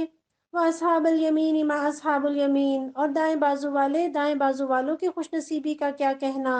فی سدر مخضود، بے خار بیریوں، وطلح منضود، اور تہ بتہ چڑے ہوئے کیلوں، وظل ممدود، اور دور تک پھیلی چھاؤں، وماء مسکوب، اور ہر دم رواں پانی، وفاکہۃ کثیرۃ لا مقطوعۃ ولا ممنوعہ، اور کبھی ختم نہ ہونے والے، بے روک ٹوک ملنے والے بکثرت پھل، و فروش مرفوعہ، اور اونچی نشست گاہیں، انا انشأناہن انشاء، ہم ان کی بیویوں کو خاص طور پر نئے سرے سے پیدا کر دیں گے، فجعلناہن ابکارا، اور انہیں باکرہ بنا دیں گے، عرباً اترابا، اپنے شوہروں کی عاشق اور عمر میں ہم سن۔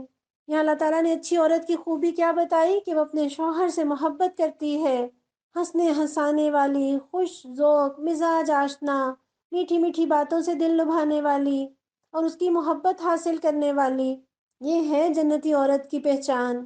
اور جنت میں عورتیں بوڑھی نہیں ہوں گی۔ ایک بڑھیا نے حضور صلی اللہ علیہ وسلم سے عرض کیا، میرے حق میں جنت کی دعا فرمائے۔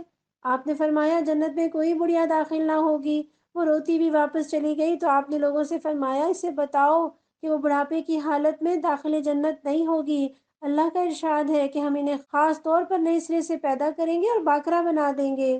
حضور صلی اللہ علیہ وسلم نے یہ بھی فرمایا کہ یہ وہ عورتیں ہیں جو دنیا کی زندگی میں مری، بوڑھی، پھوس ہو کر، آنکھوں میں چیپڑ، سر کے بال سفید، اس بڑھاپے کے بعد اللہ ان کو پھر سے باکرہ پیدا کر دے گا۔ اور حضرت ام سلمہ رضی اللہ عنہا پوچھتی ہیں کہ اگر کسی عورت کے دنیا میں کئی شوہر رہ چکے ہوں اور وہ سب جنت میں جائیں تو ان میں سے کس کو ملے گی؟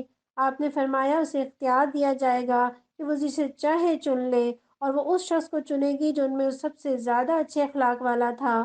وہ اللہ سے عرض کرے گی کہ اے رب، اس کا برتاؤ میرے ساتھ سب سے اچھا تھا، اس لیے مجھے اسی کی بیوی بنا دے۔ پھر فرمایا آپ نے کہ ام سلمہ، حسن اخلاق دنیا اور آخرت کی ساری بھلائی لوٹ لے گیا۔ اور جنتیوں کی عمریں کیا ہوں گی؟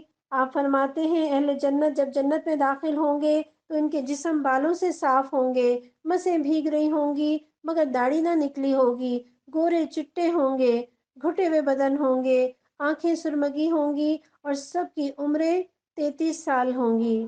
اللہم اجعلنا منہم۔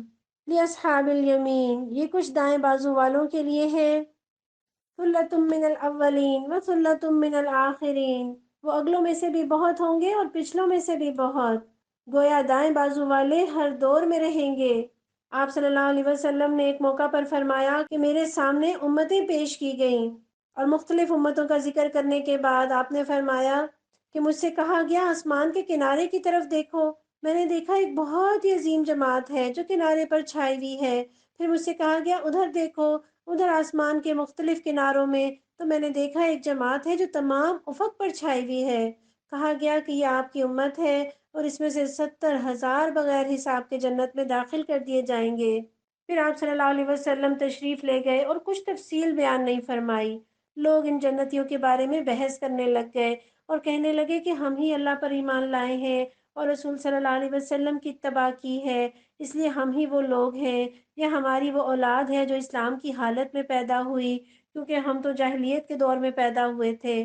یہ باتیں جب رسول اللہ صلی اللہ علیہ وسلم کو معلوم ہوئیں تو آپ باہر تشریف لائے اور فرمایا، یہ وہ لوگ ہوں گے جو جھاڑ پھونک نہیں کرواتے، فال نہیں نکالتے، نہ داغ کر علاج کرتے ہیں، بلکہ اپنے رب پر بھروسہ کرتے ہیں۔ اس پر حضرت عکاشہ رضی اللہ عنہ نے عرض کیا، اے اللہ کے رسول صلی اللہ علیہ وسلم، کیا میں بھی ان میں سے ہوں؟ یعنی دعا کیجئے کہ اللہ مجھے ان میں شامل فرما لے۔ آپ نے فرمایا ہاں۔ پھر ایک دوسرا آدمی کھڑا ہوا اور اس نے کہا، کیا میں بھی ان میں سے ہوں؟ یعنی میرے لیے بھی دعا کر دیجئے۔ تو آپ نے فرمایا، عکاشہ تم سے بازی لے گئے تو بازی لے جایا کریں، جب جنت کی بات آئے، جب اچھی صفات کی بات آئے، پروردگار تو ہمیں ان میں شامل کر لے۔ جب برے لوگوں کا تذکرہ ہو، جہنم کا تذکرہ ہو، جب اللہ کے غضب کا تذکرہ ہو، برے لوگوں کا تذکرہ ہو، جہنم کا تذکرہ ہو، تو اللہ کی پناہ مانگے اور دعا کرنے میں دیر نہ کریں۔ اور اس حدیث سے یہ بھی پتہ چلا کہ بعد کے لوگوں میں کئی ایسے لوگ ہیں، 70,000 لوگ ہیں جو بلا حساب جنت میں جائیں گے۔ اللہم اجعلنا منہم۔ واصحاب الشمال ما اصحاب الشمال، اور بائیں بازو والے اور بائیں بازو والوں کی بد نصیبی کا کیا کہنا۔ فی سموم و حمیم، وہ لو کی لپٹ اور کھولتے ہوئے پانی، وظل من یحموم، اور کالے دھوئیں کے سائے میں ہوں گے، لا بارد ولا کریم، جو نہ ٹھنڈا ہوگا نہ آرام دہ، انہم کانوا قبل ذلک مترفین، یہ وہ لوگ ہوں گے جو اس انجام کو پہنچنے سے پہلے خوشحال تھے، وَكَانُوا يُصِرُّونَ عَلَى الْحِنْثِ الْعَظِيمِ، اور گناہ عظیم پر اصرار کرتے تھے۔ وَكَانُوا يَقُولُونَ أَإِذَا مِتْنَا وَكُنَّا تُرَابًا وَعِظَامًا أَإِنَّا لَمَبْعُوثُونَ، کہتے تھے کیا جب ہم مر کر خاک ہو جائیں گے اور ہڈیوں کا پنجر رہ جائیں گے تو پھر اٹھا کھڑا کیے جائیں گے؟ اب آباؤنا الاولون، اور کیا ہمارے وہ باپ دادا بھی اٹھائے جائیں گے جو پہلے گزر چکے؟ قل ان الاولین والآخرین لمجموعون، اے نبی صلی اللہ علیہ وسلم ان سے کہیے یقیناً اگلے اور پچھلے سب ایک دن ضرور جمع کیے جانے والے ہیں، الی میقات یوم معلوم، جس کا وقت مقرر کیا جا چکا ہے۔ یہ خوفناک انجام کس کا؟ یہ لوگ دنیا میں مست، نیکیوں میں سست اور گناہوں پر دلیر تھے۔ آخرت کی جواب دہی کا احساس نہیں تھا، دوبارہ اٹھائے جانے پر یقین نہیں تھا۔ دنیا میں خوشحال تھے لیکن خوشحالی نے ان کے اوپر الٹا اثر کیا، شکر گزار ہونے کی بجائے نافرمان بن گئے۔ ثم انکم ایھا الضالون المکذبون، پھر اے گمراہوں اور جھٹلانے والو، لآکلون من شجر من زقوم، تم شجر زقوم کی غذا کھانے والے ہو، فمالئون منها البطون، اسی سے تم پیٹ بھرو گے، فشاربون علیہ من الحمیم، اور اوپر سے کھولتا ہوا پانی پیو گے، فشاربون شرب الہیم، تو انس لگے ہوئے اونٹ کی طرح پیو گے۔ ھذا نزلہم یوم الدین، یہ ہے بائیں بازو والوں کی ضیافت کا سامان روز جزا میں۔ اللہم لا تجعلنا منہم، پروردگار تو ہمیں ان لوگوں میں شامل نہ کرنا۔ اللہم اجرنا من النار، اللہم اجرنا من النار، اللہم اجرنا من النار۔ نحن خلقناکم فلولا تصدقون، ہم نے تمہیں پیدا کیا پھر کیوں تصدیق نہیں کرتے؟ افرأیتم ما تمنون، کبھی تم نے غور کیا یہ نطفہ جو تم ڈالتے ہو، انتم تخلقونہ ام نحن الخالقون، اس سے بچہ تم بناتے ہو یا اس کے بنانے والے ہم ہیں؟ نحن قدرنا بینکم الموت وما نحن بمسبوقین، ہم نے تمہارے درمیان موت کو تقسیم کیا ہے اور ہم اس سے عاجز نہیں۔ علی ان نبدل امثالکم وننشئکم فیما لا تعلمون، کہ تمہاری شکلیں بدل دیں اور کسی ایسی شکل میں تمہیں پیدا کر دیں جس کو تم جانتے نہیں۔ وَلَقَدْ عَلِمْتُمُ النَّشْأَةَ الْأُولَىٰ فَلَوْلَا تَذَكَّرُونَ، اپنی پہلی پیدائش کو تو تم جانتے ہو پھر کیوں سبق نہیں لیتے؟ جہنم کی خوراک کا تذکرہ کرتے ہوئے رسول اللہ صلی اللہ علیہ وسلم نے فرمایا اگر تھوہر کا ایک قطرہ دنیا میں گرا دیا جائے تو وہ ساری دنیا کے جانداروں کے اسباب زندگی یعنی کھانے پینے کی تمام چیزوں کو تباہ کر دے، پھر اس شخص کا کیا حال ہوگا جس کی خوراک ہی تھوہر ہو؟ اور جہنمیوں کو تھوہر کھا کر شدت کی پیاس لگے گی جسے بجھانے کے لیے انہیں ابلتا ہوا گرم پانی دیا جائے گا اور جسے وہ اس بیمار اونٹ کی طرح پیئیں گے جو کبھی سیراب نہیں ہوتا۔ اللہ تعالیٰ کیسے فرماتے ہیں، مانتے کیوں نہیں؟ اور آپ یہ دیکھیے اللہ نے نطفے کی مثال دی، انسان جو نطفہ رحم مادر میں ٹپکاتا ہے اس کے ایک قطرے میں لاکھوں جراثیم ہیں اور ان میں صرف ایک جرثومہ عورت کے انڈے کے ساتھ مل کر حمل کا سبب بنتا ہے اور باقی سارے جرثومے رحم مادر سے خارج ہوتے ہی مر جاتے ہیں۔ پھر بعض اوقات حمل ٹھہرنے کے بعد عورت کو خون جاری ہو جاتا ہے، حمل ضائع ہو جاتا ہے، بعض اوقات بچہ پیٹ میں ہی مر جاتا ہے، کبھی پیدا ہوتے ہی مر جاتا ہے۔ جو زندہ رہتے ہیں ان کے سر پر بھی موت تلوار کی طرح لٹکتی رہتی ہے، معلوم نہیں کب اللہ اٹھا لے۔ کوئی بچپن میں مر جاتا ہے، کوئی جوانی میں، کوئی بڑھاپے میں، کوئی سال ہر سال بڑھاپے میں بستر مرگ پر ایڑیاں رگڑ رگڑ کر مرتا ہے۔ گویا موت ایک اٹل حقیقت ہے، اس کا وقت پہلے سے طے شدہ ہے، نہ ایک لمحہ پہلے آ سکتی ہے نہ اس کے وقت میں تاخیر ہو سکتی ہے، اور دنیا کی کوئی طاقت موت کو نہیں ٹال سکتی، نہ اس کا وقت بدل سکتی ہے۔ اللہ تعالیٰ پوچھتے ہیں پھر سمجھ کیوں نہیں آتی، پھر تصدیق کیوں نہیں کرتے، اللہ کو کیوں نہیں مانتے؟ افرأیتم ما تحرثون، کبھی تم نے یہ سوچا یہ بیج جو تم بوتے ہو، انتم تزرعونہ ام نحن الزارعون، ان سے کھیتیاں تم اگاتے ہو یا ان کے اگانے والے ہم ہیں؟ جواب دیجئے پروردگار آپ ہی اگانے والے ہیں، ہم تو بڑے عاجز ہیں۔ پہلے نطفے کا تذکرہ کیا، اب بیج کا تذکرہ کیا اللہ نے۔ بیج انسان ڈالتا ہے مگر اگاتا کون ہے؟ اس دانے سے نازک سی کومپل کیسے بنتی ہے؟ پھر وہ نازک سی کومپل میں اتنا زور کہاں سے آتا ہے کہ وہ زمین کو پھاڑ کر باہر آ جائے؟ اور بیج بے جان تھا، مردہ تھا، اس سے جاندار نباتات پیدا ہوئی جو پھلتی پھولتی اور بڑھتی رہی اور اس کے اوپر پھل پھول لگے۔ پھر بھی شک کرتے ہو کہ اللہ دوبارہ پیدا نہیں کر سکتا؟ اللہ تمہیں زمین میں دفن ہونے کے بعد نکال نہیں سکتا؟ لَوْ نَشَاءُ لَجَعَلْنَاهُ حُطَامًا فَظَلْتُمْ تَفَكَّهُونَ، ہم چاہیں تو ان کھیتیوں کو بھس بنا کر رکھ دے، کوئی طوفان آ جائے، بارشیں، اولے، آگ لگ جائے، پالا پڑ جائے اور کھیتیاں بھس بن جائیں۔ فَظَلْتُمْ تَفَكَّهُونَ، اور تم طرح طرح کی باتیں بناتے رہ جاؤ۔ اِنَّا لَمُغْرَمُونَ، کہ ہم پر تو الٹی چٹی پڑ گئی، بل نحن محرومون، بلکہ ہمارے تو نصیب ہی پھوٹے ہوئے ہیں۔ یعنی اللہ نہ چاہے، اللہ کی مہربانی نہ ہو تو فصل نہ اگ سکے، اگتی فصل کی نشو و نما رک جائے، لہلہاتے کھیت زرد پڑ جائیں، کیڑا لگ جائے۔ تو اللہ تعالیٰ فرماتے ہیں جب تم اتنے بے بس ہو تو تمہاری اکڑ کا کیا مطلب؟ افرأیتم الماء الذی تشربون، کبھی تم نے آنکھیں کھول کر دیکھا یہ پانی جو تم پیتے ہو، اانتم انزلتموہ من المزن ام نحن المنزلون، اسے تم نے بادل سے برسایا ہے یا اس کے برسانے والے ہم ہیں؟ پروردگار آپ ہی برساتے ہیں بارش۔ لو نشاء جعلناہ اجاجا فلولا تشکرون، ہم چاہیں تو اسے سخت کھاری بنا کر رکھ دیں، پھر کیوں تم شکر ادا نہیں کرتے؟ آب بخارات تو کھاری پانی سے بنتے ہیں اور بارش کا پانی میٹھا خوشگوار، یہ اللہ کی قدرت نہیں تو اور کیا ہے؟ اگر اللہ اس پانی کو پیوریفائی نہ کرے تو زمین پر کوئی نباتات نہ اگ سکے، اتنا سخت کھاری پانی تم پی نہ سکو، تمہاری آنتیں کٹ کر رہ جائیں۔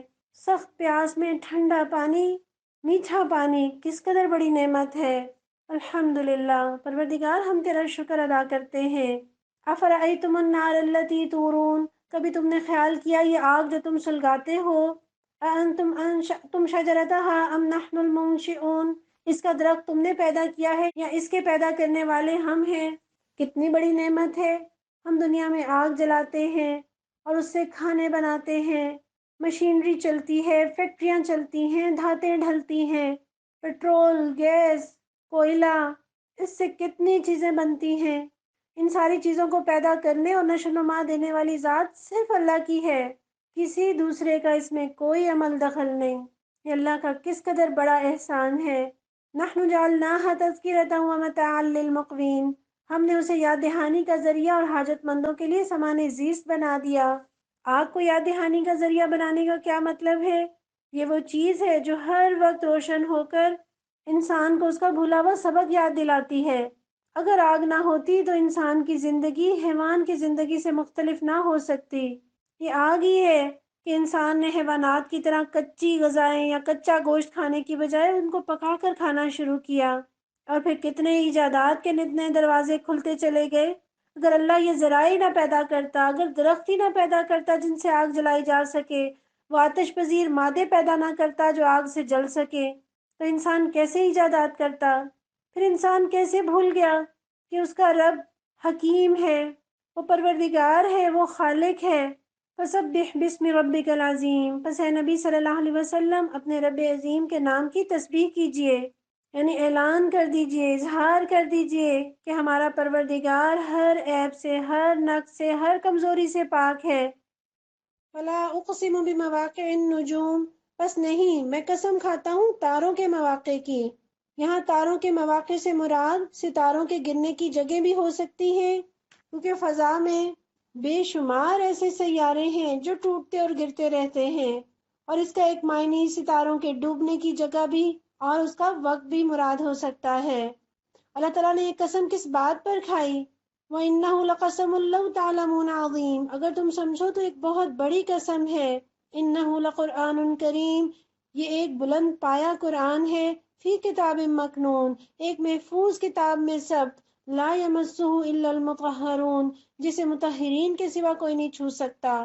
یہاں تاروں کی قسم کھا کر کیا بات بتا دی؟ تارے ٹوٹتے ہیں، شہاب ثاقب گرتے ہیں، کس کے لیے؟ شیطانوں کو مار بھگانے کے لیے، تاکہ وہ ملائے اعلیٰ کی طرف پرواز نہ کر سکیں۔ تو کیا بتایا؟ یہ بڑی عظمت والا قرآن ہے، یہ بلندیوں والا قرآن ہے، یہ محفوظ کتاب میں ثبت ہے، شیطان اس پہ اثر انداز نہیں ہو سکتا، تبدیلی نہیں کر سکتا، اس سے کوئی چیز لے کر نہیں اڑ سکتا، اس میں کوئی اضافہ نہیں کر سکتا، یہ شیطان کی پہنچ سے دور کر دیا اللہ نے۔ کتنی خوبصورت کتاب جو اتنی سیکیورٹیوں میں آئی، اتنی بلند پایا کتاب، کتنے بڑے شرف اور اعزاز کی بات ہے کہ یہ میرے اور آپ کے ہاتھوں میں ہے۔ محبت سے اپنے قرآن کو چھوئیے۔ ایک کتاب ہم کتنی بار پڑھیں گے؟ دوبارہ پڑھنے لگیں تو بور ہو جاتے ہیں، اور قرآن جتنی بار پڑھیں مزہ دیتا ہے، حلاوت دیتا ہے، موتی ہاتھ میں آتے ہیں، اخلاق اور کردار سنورتا ہے، اجر و ثواب میں اضافہ ہوتا ہے۔ کیسی خوبصورت کتاب ہے! لیکن یہ کیا ہے کہ مانتے ہیں یہ قرآن کریم ہے، یہ عزت والا بھی ہے اور عزت دینے والا بھی ہے، پھر بھی کھولتے نہیں۔ یہ بلند پایا کتاب تو اپنے پڑھنے والوں کو، اپنے عمل کرنے والوں کو بلندی اور عروج عطا کرتی ہے۔ اور یہاں لا یمسہ الا المطہرون سے کیا مراد ہے؟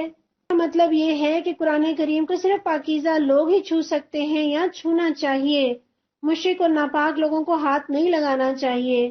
اور اس آیت سے بعض علماء نے یہ مسئلہ بھی نکالا ہے کہ بے وضو لوگوں کو قرآن کو ہاتھ نہیں لگانا چاہیے، لیکن راجح بات یہی ہے کہ بے وضو قرآن کو چھو سکتا ہے، اس کے کسی حصے کی تلاوت کر سکتا ہے۔ ہاں، جنبی اور حیض و نفاس والی عورت قرآن کو نہیں چھو سکتے جب تک کہ پاک نہ ہو جائیں۔ البتہ حیض و نفاس والی عورت زبانی یا بغیر چھوئے قرآن پڑھ بھی سکتی ہے اور پڑھا بھی سکتی ہے۔ تنزیل من رب العالمین، یہ رب العالمین کیا نازل کردہ ہے۔ افبہذا الحدیث انتم مدہنون، پھر کیا اس کلام کے ساتھ تم بے اعتنائی برتتے ہو۔ وتجعلون رزقکم انکم تکذبون، اور اس نعمت میں اپنا حصہ تم نے یہ رکھا ہے کہ اسے جھٹلاتے ہو۔ اس آیت کے بھی کئی مطلب ہیں۔ ایک یہ کہ جس طرح روزانہ کھانا کھانا تمہارا معمول ہے، اس طرح تم نے قرآن کو جھٹلانا بھی معمول بنا رکھا ہے۔ ایک اس کا مطلب یہ ہے کہ اللہ کی نعمتوں کا شکر ادا کرنے کی بجائے اور توجیہیں تلاش کرتے ہو، اور اللہ کی اس نعمت کو بھی جھٹلا دینا تمہارا معمول بن گیا۔ اس آیت کا یہ مطلب بھی ہو سکتا ہے کہ تم نے اس قرآن کی تکذیب کو اپنے پیٹ کا دھندا بنا رکھا ہے۔ تمہارے نزدیک حق اور باطل کی بات کوئی اہمیت ہی نہیں رکھتی، اصل اہمیت روٹی کی ہے، کسی طرح سے پیٹ بھرا جائے، خواہ حق کی مخالفت کر کے ہی کیوں نہ ہو۔ اور وہ لوگ یہ بھی سمجھتے تھے کہ اگر دعوت کامیاب ہو گئی تو ہمارا رزق مارا جائے گا، اسی لیے اللہ نے فرمایا وَتَجْعَلُونَ رِزْقَكُمْ أَنَّكُمْ تُكَذِّبُونَ، اس رزق میں تم نے اپنا حصہ یہ رکھا ہے کہ اسے جھٹلاتے ہو۔ فَلَوْلَا إِذَا بَلَغَتِ الْحُلْقُومَ، پھر ایسا کیوں نہیں ہوتا کہ جب جان حلق کو پہنچ جاتی ہے، وَأَنْتُمْ حِينَئِذٍ تَنظُرُونَ، اور تم اس وقت دیکھ رہے ہوتے ہو، وَنَحْنُ أَقْرَبُ إِلَيْهِ مِنْكُمْ وَلَكِنْ لَا تُبْصِرُونَ، اور ہم اس وقت تم سے بھی زیادہ اس جان کے نزدیک ہوتے ہیں لیکن تم دیکھ نہیں سکتے۔ فَلَوْلَا إِن كُنْتُمْ غَيْرَ مَدِينِينَ، پھر اگر تم کسی کے محکوم نہیں، تَرْجِعُونَهَا إِن كُنْتُمْ صَادِقِينَ، اور اگر تم اپنی بات میں سچے ہو تو اس جان کو لوٹا کیوں نہیں لیتے۔ فَأَمَّا إِن كَانَ مِنَ الْمُقَرَّبِينَ، ہاں اگر وہ مرنے والا مقربین میں سے ہو، فَرَوْحٌ وَرَيْحَانٌ وَجَنَّتُ نَعِيمٍ، تو اس کے لیے راحت اور عمدہ رزق اور نعمت بھری جنت ہے۔ وَأَمَّا إِن كَانَ مِنْ أَصْحَابِ الْيَمِينِ، اور اگر وہ اصحاب یمین میں سے ہو تو اس کا استقبال یوں ہوتا ہے، فَسَلَامٌ لَكَ مِنْ أَصْحَابِ الْيَمِينِ، سلام ہے تجھے، تو اصحاب الیمین میں سے ہے۔ وَأَمَّا إِن كَانَ مِنَ الْمُكَذِّبِينَ الضَّالِّينَ، اور اگر وہ جھٹلانے والے گمراہ لوگوں میں سے ہو، فَنُزُلٌ مِّنْ حَمِيمٍ، تو اس کی تواضع کے لیے ایک کھولتا ہوا پانی ہے، وَتَصْلِيَةُ جَحِيمٍ، اور جہنم میں جھونکا جانا۔ إِنَّ هَذَا لَهُوَ حَقُّ الْيَقِينِ، یہ سب کچھ قطعی حق ہے۔ فَسَبِّحْ بِاسْمِ رَبِّكَ الْعَظِيمِ، بس اے نبی صلی اللہ علیہ وسلم اپنے رب عظیم کے نام کی تسبیح کیجئے۔ ان آیات میں اللہ تعالیٰ نے موت کا منظر اور انسان کی بے بسی کا ذکر کیا ہے۔ دنیا میں تو اپنی مرضی کرتے رہے، اب موت کے وقت اپنی مرضی کر کے دکھاؤ۔ جس قدر ڈھٹائی سے قرآن کو جھٹلا رہے ہو تو اپنے کسی عزیز کو موت کے پنجے سے چھڑا کیوں نہیں لیتے؟ اس میں ہم دیکھتے ہیں کہ عزیز و اقارب علاج معالجے میں کوئی کسر نہیں اٹھا رکھتے، اور فرشتے روح قبض کرنے آتے ہیں۔ کون کامیاب ہوتا ہے؟ فرشتے جان لینے میں کامیاب ہوتے ہیں یا تم جان بچانے میں؟ تو تم تو دنیا میں ہی فرشتوں سے مات کھا گئے، آگے کیا کر سکو گے؟ پھر نیک لوگوں کی موت کا تذکرہ اللہ نے فرمایا۔ رسول اللہ صلی اللہ علیہ وسلم فرماتے ہیں، قریب الوفات آدمی کے پاس فرشتے آتے ہیں، اگر آدمی نیک ہو تو وہ کہتے ہیں نکل اے پاک روح جو پاک جسم میں تھی، نکل تو قابل تعریف ہے، تجھے خوشخبری ہو رحمت اور خوشبو کی اور اس رب سے ملاقات کی جو ناراض نہیں ہے۔ سورت کے آخر میں اللہ تعالیٰ نے پھر حکم ارشاد فرمایا کہ اپنے رب برتر کے نام کی تسبیح کرو۔ حضرت عقبہ بن عامر رضی اللہ عنہ کی روایت ہے کہ جب یہ آیت نازل ہوئی تو رسول اللہ صلی اللہ علیہ وسلم نے حکم دیا کہ اس کو تم لوگ اپنے رکوع میں رکھ دو، یعنی رکوع میں سبحان ربی العظیم کہا کرو۔ اور جب سورہ اعلیٰ کی آیت سبح اسم ربک الاعلی نازل ہوئی تو آپ نے فرمایا اسے اپنے سجدے میں رکھو، یعنی سجدے میں سبحان ربی الاعلی کہا کرو، اور تسبیح کرنا اور اللہ کی حمد بیان کرنا، اس میں مشغول رہنا آخرت کی سب سے بڑی تیاری ہے۔ اور اس ذکر میں مشغول رہنے سے جو لوگ جھٹلاتے ہیں، دل آزاری کرتے ہیں، ان کی طرف سے بھی دل میں اطمینان اور یکسوئی رہتی ہے۔ امام بخاری رحمۃ اللہ علیہ نے اپنی کتاب کے آخر میں تسبیح اور تحمید کی فضیلت میں یہ حدیث بیان کی ہے، جو حضرت ابو ہریرہ رضی اللہ عنہ سے روایت ہے کہ آپ نے فرمایا، دو کلمے ہیں جو اللہ کو بے حد محبوب ہیں، زبان سے ادائیگی کے لحاظ سے ہلکے پھلکے مگر میزان اعمال میں بہت وزنی ہیں، اور وہ ہیں سبحان اللہ و بحمدہ، سبحان اللہ العظیم۔ سورہ حدید مدنی دور کی سورہ ہے اور یہ غالباً غزوہ احد اور صلح حدیبیہ کے درمیان کسی زمانے میں نازل ہوئی۔ بسم اللہ الرحمن الرحیم۔ سبح للہ ما فی السماوات والارض، اللہ کی تسبیح کی ہے ہر اس چیز نے جو زمین اور آسمانوں میں ہے۔ پچھلی سورت کا اختتام اس بات پر ہوا کہ اللہ کی تسبیح بیان کیجئے، اور یہاں پر اللہ تعالیٰ نے بتا دیا کہ اگر کوئی تسبیح نہیں کرتا تو اللہ اس کی تسبیح کا محتاج نہیں۔ کائنات کی ہر چیز اللہ کی تسبیح بیان کر رہی ہے، کائنات کی گویا ہر چیز مسلم ہے، اللہ کی فرما بردار ہے، اور جب کائنات کی ہر چیز اللہ کی پاکی بیان کر رہی ہے تو ہمیں کیا کرنا چاہیے؟ ہماری خیر بھی اسی میں ہے کہ اللہ ہی کی تعریف بیان کریں، اسی کی پاکی بیان کریں، اسی کی فرما برداری کریں۔ اور تسبیح قول کا نام بھی ہے اور عمل کا نام بھی۔ زبان سے تسبیح کرنا اور عملاً نماز پڑھنا، رکوع اور سجود کرنا، یہ بھی تسبیح ہے، اور اللہ کی زمین پر اللہ کے نظام کو نافذ کرنے کے لیے محنتیں کرنا، یہ بھی تسبیح ہے۔ وَهُوَ الْعَزِيزُ الْحَكِيمُ، اور وہی زبردست اور دانا ہے، نہ وہ ظالم ہے، نہ بے انصاف ہے، نہ کمزور ہے، اور اس کا کوئی کام بے مقصد نہیں۔ لَهُ مُلْكُ السَّمَاوَاتِ وَالْأَرْضِ، زمین اور آسمانوں کی سلطنت کا مالک وہی ہے، یحیی و یمیت، وہی زندگی بخشتا ہے اور وہی موت دیتا ہے، وَهُوَ عَلَى كُلِّ شَيْءٍ قَدِيرٌ، اور وہ ہر چیز پر قدرت رکھتا ہے۔ اس ہر چیز کی فہرست بنائیے، کوئی کام سوچ لیجئے، کوئی بات سوچ لیجئے، کوئی ایسی چیز نہیں جو اللہ کے لیے ناممکن ہو۔ اللہ ہر چیز پر قدرت رکھتا ہے، اور یہاں اللہ تعالیٰ نے بتا دیا کہ اللہ آسمان اور زمین کا مالک ہے، تو جو مالک ہو حکم بھی اسی کا چلتا ہے، اور جس کے ملک میں رہتے ہیں اسی کے قانون کو فالو کرتے ہیں۔ اللہ کی کائنات ہے تو قانون بھی اسی کا چلے گا، اور ہمیں تو اپنی ذات پر بھی کچھ اختیار حاصل نہیں، نہ زندگی پر نہ موت پر، اور زندگی اور موت تو بڑی چیز ہے، انسان تو اپنے جسم پر بھی کوئی اختیار نہیں رکھتا۔ وقت کے ساتھ ساتھ نظر کمزور ہو رہی ہے، بال سفید ہو رہے ہیں، گھٹنے جواب دے رہے ہیں، لیکن اس گرتی ہوئی صحت کو وہ نہیں واپس لا سکتا۔ هو الاول والآخر والظاہر والباطن، وہی اول بھی ہے اور آخر بھی اور ظاہر بھی اور مخفی بھی، وہو بکل شیء علیم، اور وہ ہر چیز کا علم رکھتا ہے۔ ہمارا آغاز بھی اسی کی طرف سے، انجام بھی اسی کی طرف، ہمارا ظاہر بھی اور باطن بھی اس کے سامنے ظاہر ہے، اور جب کچھ نہیں تھا تو وہ تھا، اور جب کچھ نہیں رہے گا تو وہ رہے گا، وہ سب ظاہروں سے بڑھ کر ظاہر اور ہر مخفی سے بڑھ کر مخفی ہے۔ اسی نے ہر چیز کا آغاز کیا اور بالآخر ہر چیز اسی کی وارث ہونے والی ہے۔ هو الذی خلق السماوات والارض فی ستۃ ایام ثم استوى علی العرش، وہی ہے جس نے آسمان اور زمین کو 6 دنوں میں پیدا کیا، پھر عرش پر جلوہ فرما ہوا۔ یعلم ما یلج فی الارض، وہ جانتا ہے جو کچھ زمین میں جاتا ہے۔ کیا چیزیں زمین میں جاتی ہیں؟ بیج ہیں، بارش کا پانی ہے، مردے ہیں، وما یخرج منہا، اور جو کچھ اس سے نکلتا ہے۔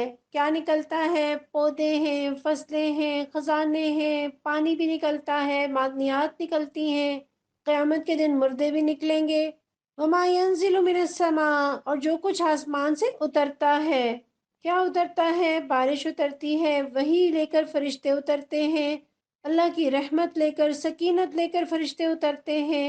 وما يعرج فيها، اور جو کچھ اس میں چڑھتا ہے۔ اب چڑھنے والی چیزوں میں کون کون سی چیزیں ہیں؟ انسان کے اعمال اوپر چڑھتے ہیں، روحیں اوپر چڑھتی ہیں۔ وَهُوَ مَعَكُمْ أَيْنَمَا كُنْتُمْ، وہ تمہارے ساتھ ہے جہاں بھی تم ہو۔ ہواؤں میں ہو، سمندر میں ہو، جہاں کہیں بھی ہو، مشرق میں ہو یا مغرب میں، اپنے وطن میں ہو یا سات سمندر پار، جہاں کہیں بھی ہو، اللہ وہاں موجود ہے۔ اللہ تمہارے ساتھ ہے، وہ اپنے علم کے ساتھ، اپنی مدد کے ساتھ، سماعت اور بصارت اور قدرت کے ساتھ تمہارے ساتھ ہے۔ اور اس جملے کے اندر تسکین بھی ہے اور خوف بھی، کہ ہم کہیں تنہا نہیں، ہماری کوئی پرائیویسی نہیں، ایسا نہیں ہے کہ ہم گناہ کریں اور وہ ہمیں دیکھ نہ رہا ہو۔ ہر جگہ اللہ موجود ہے، کہاں اس سے چھپ کے جائیں گے۔ اور اللہ کی ذات تو بڑی شان والی ہے، اس کی کائنات کی ایسی چیزیں ہیں جو ہم جہاں جاتے ہیں ہمارے ساتھ ساتھ چلتی ہیں۔ آپ چلتے جاتے ہیں اور یوں محسوس ہوتا ہے کہ چاند بھی ہمارے ساتھ چلتا جا رہا ہے۔ آپ ٹھہرے، چاند بھی ٹھہر گیا۔ 2 دن کا سفر کر کے بائی ایئر آپ ایک جگہ سے دوسری جگہ جاتے ہیں، یہی آسمان وہیں بھی، یہی سورج، یہی تارے وہاں پر بھی آپ کو دکھائی دیں گے۔ تو کائنات کی یہ مثال ہے، تو اللہ تو ان کا خالق ہے۔ واللہ بما تعملون بصیر، جو کام بھی تم کرتے ہو اسے وہ دیکھ رہا ہے۔ لہ ملک السماوات والارض، وہی زمین اور آسمانوں کی بادشاہی کا مالک ہے۔ وإلی اللہ ترجع الامور، اور تمام معاملات فیصلے کے لیے اسی کی طرف رجوع کیے جاتے ہیں۔ جب ساری کائنات اللہ کی ہے تو ہمیں کیا کرنا ہے؟ ہم بھی اللہ کے ہو جائیں۔ اس محاورے کو یہاں استعمال کیجئے، چلو تم ادھر کو ہوا ہو جدھر کی، پوری کائنات جس کی ہے، آئیے ہم بھی اسی کے بن جائیں۔ یولج اللیل فی النہار ویولج النہار فی اللیل، وہی رات کو دن میں اور دن کو رات میں داخل کرتا ہے۔ وہو علیم بذات الصدور، وہ دلوں کے چھپے ہوئے راز تک جانتا ہے۔ آمنوا باللہ ورسولہ وانفقوا مما جعلکم مستخلفین فیہ، ایمان لاؤ اللہ اور اس کے رسول صلی اللہ علیہ وسلم پر، اور خرچ کرو ان چیزوں میں سے جن پر اس نے تم کو خلیفہ بنایا ہے۔ فالذین آمنوا منکم وانفقوا لہم اجر کبیر، جو لوگ تم میں سے ایمان لائیں گے اور مال خرچ کریں گے ان کے لیے بڑا اجر ہے۔ یہاں کس خرچ کی بات ہے؟ یہاں کفر اور اسلام کے درمیان جو کشمکش ہے، اس میں اسلام کو سر بلند کرنے کے لیے پیسہ لگانے کی بات ہو رہی ہے، اور اللہ نے ایمان کے بعد خرچ کی بات کی۔ گویا ایمان والے تو اللہ کی راہ میں مال خرچ کرتے ہیں، وہ مال بچا بچا کر نہیں رکھتے۔ ہم دیکھتے ہیں غزوہ تبوک کے موقع پہ حضرت ابوبکر صدیق رضی اللہ عنہ پورے گھر کا سامان اٹھا لے آئے، حضرت عمر رضی اللہ عنہ آدھے گھر کا سامان لے آئے، حضرت عثمان غنی رضی اللہ عنہ 900 اونٹ، 100 گھوڑے، 40 کلو چاندی اور کئی کلو سونا لے کر آئے، اور حضرت عبد الرحمن بن عوف رضی اللہ عنہ بھی 3000 کلو کے قریب چاندی لے کر آئے۔ خواتین نے اپنے زیورات دیے، جن کے پاس کچھ نہیں تھا انہوں نے محنتیں کی، مزدوریاں کی، اور جو کھجوریں ملی وہ لا کر نبی صلی اللہ علیہ وسلم کی خدمت میں پیش کر دیں۔ ہم صحابہ کو دیکھتے ہیں کہ انہوں نے پیٹ پر پتھر باندھے اور اللہ کے رستے میں خرچ کیا اور پہاڑوں جتنا اجر پایا۔ خرچ ہم بھی بہت کرتے ہیں، مگر کہاں؟ شادیوں پہ، پڑھائیوں پہ، زیورات پہ، سیر پہ، لباس پہ نہیں کرتے تو دین پر نہیں کرتے۔ اور اگر غلبہ دین پر خرچ نہ کیا تو ایمان مشکوک ہے، اور جو اللہ کے رستے میں مال خرچ نہ کرے وہ جان کہاں سے لگائیں گے؟ اور یہاں اجر کبیر کہہ کے اللہ نے بتا دیا کہ یہ بڑا منافع بخش کاروبار ہے، 1 کے 10 ملیں گے۔ وہ کون سا کاروبار ہے یہاں پر 1000 لگائیں اور آپ کو 10,000 کا ریٹرن مل جائے؟ یہ اللہ دیتا ہے، اور یہ تو کم سے کم ہے، اللہ تو کئی گنا بڑھا چڑھا کر دیتا ہے۔ اور ہم دیکھتے ہیں نا کہ ہم دنیا کے لیے پیسہ لگاتے ہیں اور دنیا میں ہمارا معیار زندگی بڑھتا چلا جاتا ہے، ہمارے حالات بہتر سے بہتر ہوتے جاتے ہیں، لباس میں، گاڑی میں، گھر میں، وقت کے ساتھ ساتھ بہتری آتی ہے۔ کیسے؟ اس لیے کہ ہم اپنی دنیا پر پیسہ لگاتے ہیں۔ ہم اپنے دین کے لیے پیسہ لگائیں گے تو دین ترقی کرے گا۔ وَمَا لَكُمْ لَا تُؤْمِنُونَ بِاللَّهِ، اور تمہیں کیا ہو گیا ہے کہ تم اللہ پر ایمان نہیں لاتے؟ یعنی تم ایمان کے باوجود اللہ کے راستے پہ خرچ نہیں کرتے۔ وَالرَّسُولَ يَدْعُوكُمْ لِتُؤْمِنُوا بِرَبِّكُمْ، حالانکہ رسول تمہیں اپنے رب پر ایمان لانے کی دعوت دے رہے ہیں۔ وَقَدْ أَخَذَ مِيثَاقَكُمْ إِن كُنتُم مُؤْمِنِينَ، اور وہ تم سے عہد لے چکا ہے اگر تم واقعی ماننے والے ہو۔ کیسا انداز ہے کہ تمہیں ہو کیا گیا ہے؟ یعنی ایمان کے باوجود، اللہ سے عہد کے باوجود اللہ کے راستے میں خرچ نہیں کرتے۔ اللہ کے دین کے لیے پیسہ نہیں لگاتے؟ یہ مال تو اللہ کی امانت ہے اور ہم امین ہیں۔ اور آخرت کے سوالوں میں ایک بڑا اہم سوال یہ ہے کہ مال کہاں سے کمایا، کہاں خرچ کیا۔ اور ہماری اصل کمائی تو بچت ہے، سیونگ ہے، وہ جو ہم نے اللہ کی راہ میں خرچ کر دی۔ جو ہم نے خود اور پہن کھا پی لیا تو وہ تو ختم ہو گیا۔ اللہ کے نبی صلی اللہ علیہ وسلم فرماتے ہیں، آدمی کہتا ہے میرا مال میرا مال، حالانکہ تیرے مال میں سے تیرا حصہ اس کے سوا کیا ہے جو تو نے کھا کر ختم کر دیا، یا پہن کر پرانا کر دیا، یا صدقہ کر کے آگے بھیج دیا۔ اس کے سوا تو جو کچھ بھی ہے وہ تیرے ہاتھ سے جانے والا ہے، اور تو اسے دوسروں کے لیے چھوڑ کر جانے والا ہے۔ گویا یہ مال ہمیشہ ہمارے ساتھ نہیں رہے گا، ہم چلے جائیں گے، یہ یہی رہ جائے گا، اور بالآخر اللہ ہی کی ذات وارث ہے۔ تو کیوں نہ آج اللہ کے حوالے کر کے اپنے کل کو خوبصورت بنا لیں۔ هو الذی ينزل على عبده آیات بینات لیخرجکم من الظلمات الى النور۔ وہ اللہ ہی تو ہے جو اپنے بندے پر صاف صاف آیتیں نازل کر رہا ہے تاکہ تمہیں تاریکیوں سے نکال کر روشنی میں لائے۔ یہ قرآن کا سفر روشنیوں کا سفر ہے، یہ غموں سے، پریشانیوں سے، گناہوں سے، جہالت سے روشنی کی طرف کا سفر ہے۔ اللہ اس سفر کو ہمارے لیے آسان بنا دے۔ یہ ہمیں حب دنیا کی تاریکی سے نکالتا ہے اور حب آخرت کی روشنی کی طرف لاتا ہے۔ وَإِنَّ اللَّهَ بِكُمْ لَرَءُوفٌ رَحِيمٌ، اور حقیقت یہ ہے کہ اللہ تم پر نہایت شفیق اور مہربان ہے۔ وَمَا لَكُمْ أَلَّا تُنْفِقُوا فِي سَبِيلِ اللَّهِ، آخر کیا وجہ ہے کہ تم اللہ کی راہ میں خرچ نہیں کرتے؟ انداز دیکھیے، اللہ تعالیٰ گلہ کرتے ہیں، شکوہ کرتے ہیں کہ خرچ کیوں نہیں کرتے؟ اللہ کو رب مانتے ہو، اسلام کو دین مانتے ہو، اس کے باوجود دین کے غلبے کے لیے خرچ نہیں کرتے۔ وَلِلَّهِ مِيرَاثُ السَّمَاوَاتِ وَالْأَرْضِ، اور زمین اور آسمانوں کی میراث اللہ ہی کے لیے ہے۔ کیا بتایا کہ یہ مال تمہارے پاس ہمیشہ رہنے والا نہیں، اور اس کا یہ مطلب بھی ہے کہ اللہ کی راہ میں مال خرچ کرتے ہوئے تمہیں کسی فقر کا، تنگ دستی کا خدشہ نہیں ہونا چاہیے، کیونکہ جس رب کی خاطر خرچ کرو گے وہ رب تو زمین آسمان کے سارے خزانوں کا مالک ہے۔ وہ تمہیں کتنا کچھ دے سکتا ہے، ہم اس کا تصور بھی نہیں کر سکتے۔ لا يستوي منكم من انفق من قبل الفتح وقاتل اولئك اعظم درجة من الذين انفقوا من بعد وقاتلوا۔ تم میں سے جو لوگ فتح کے بعد خرچ اور جہاد کریں گے وہ کبھی ان لوگوں کے برابر نہیں ہو سکتے جنہوں نے فتح سے پہلے خرچ اور جہاد کیا۔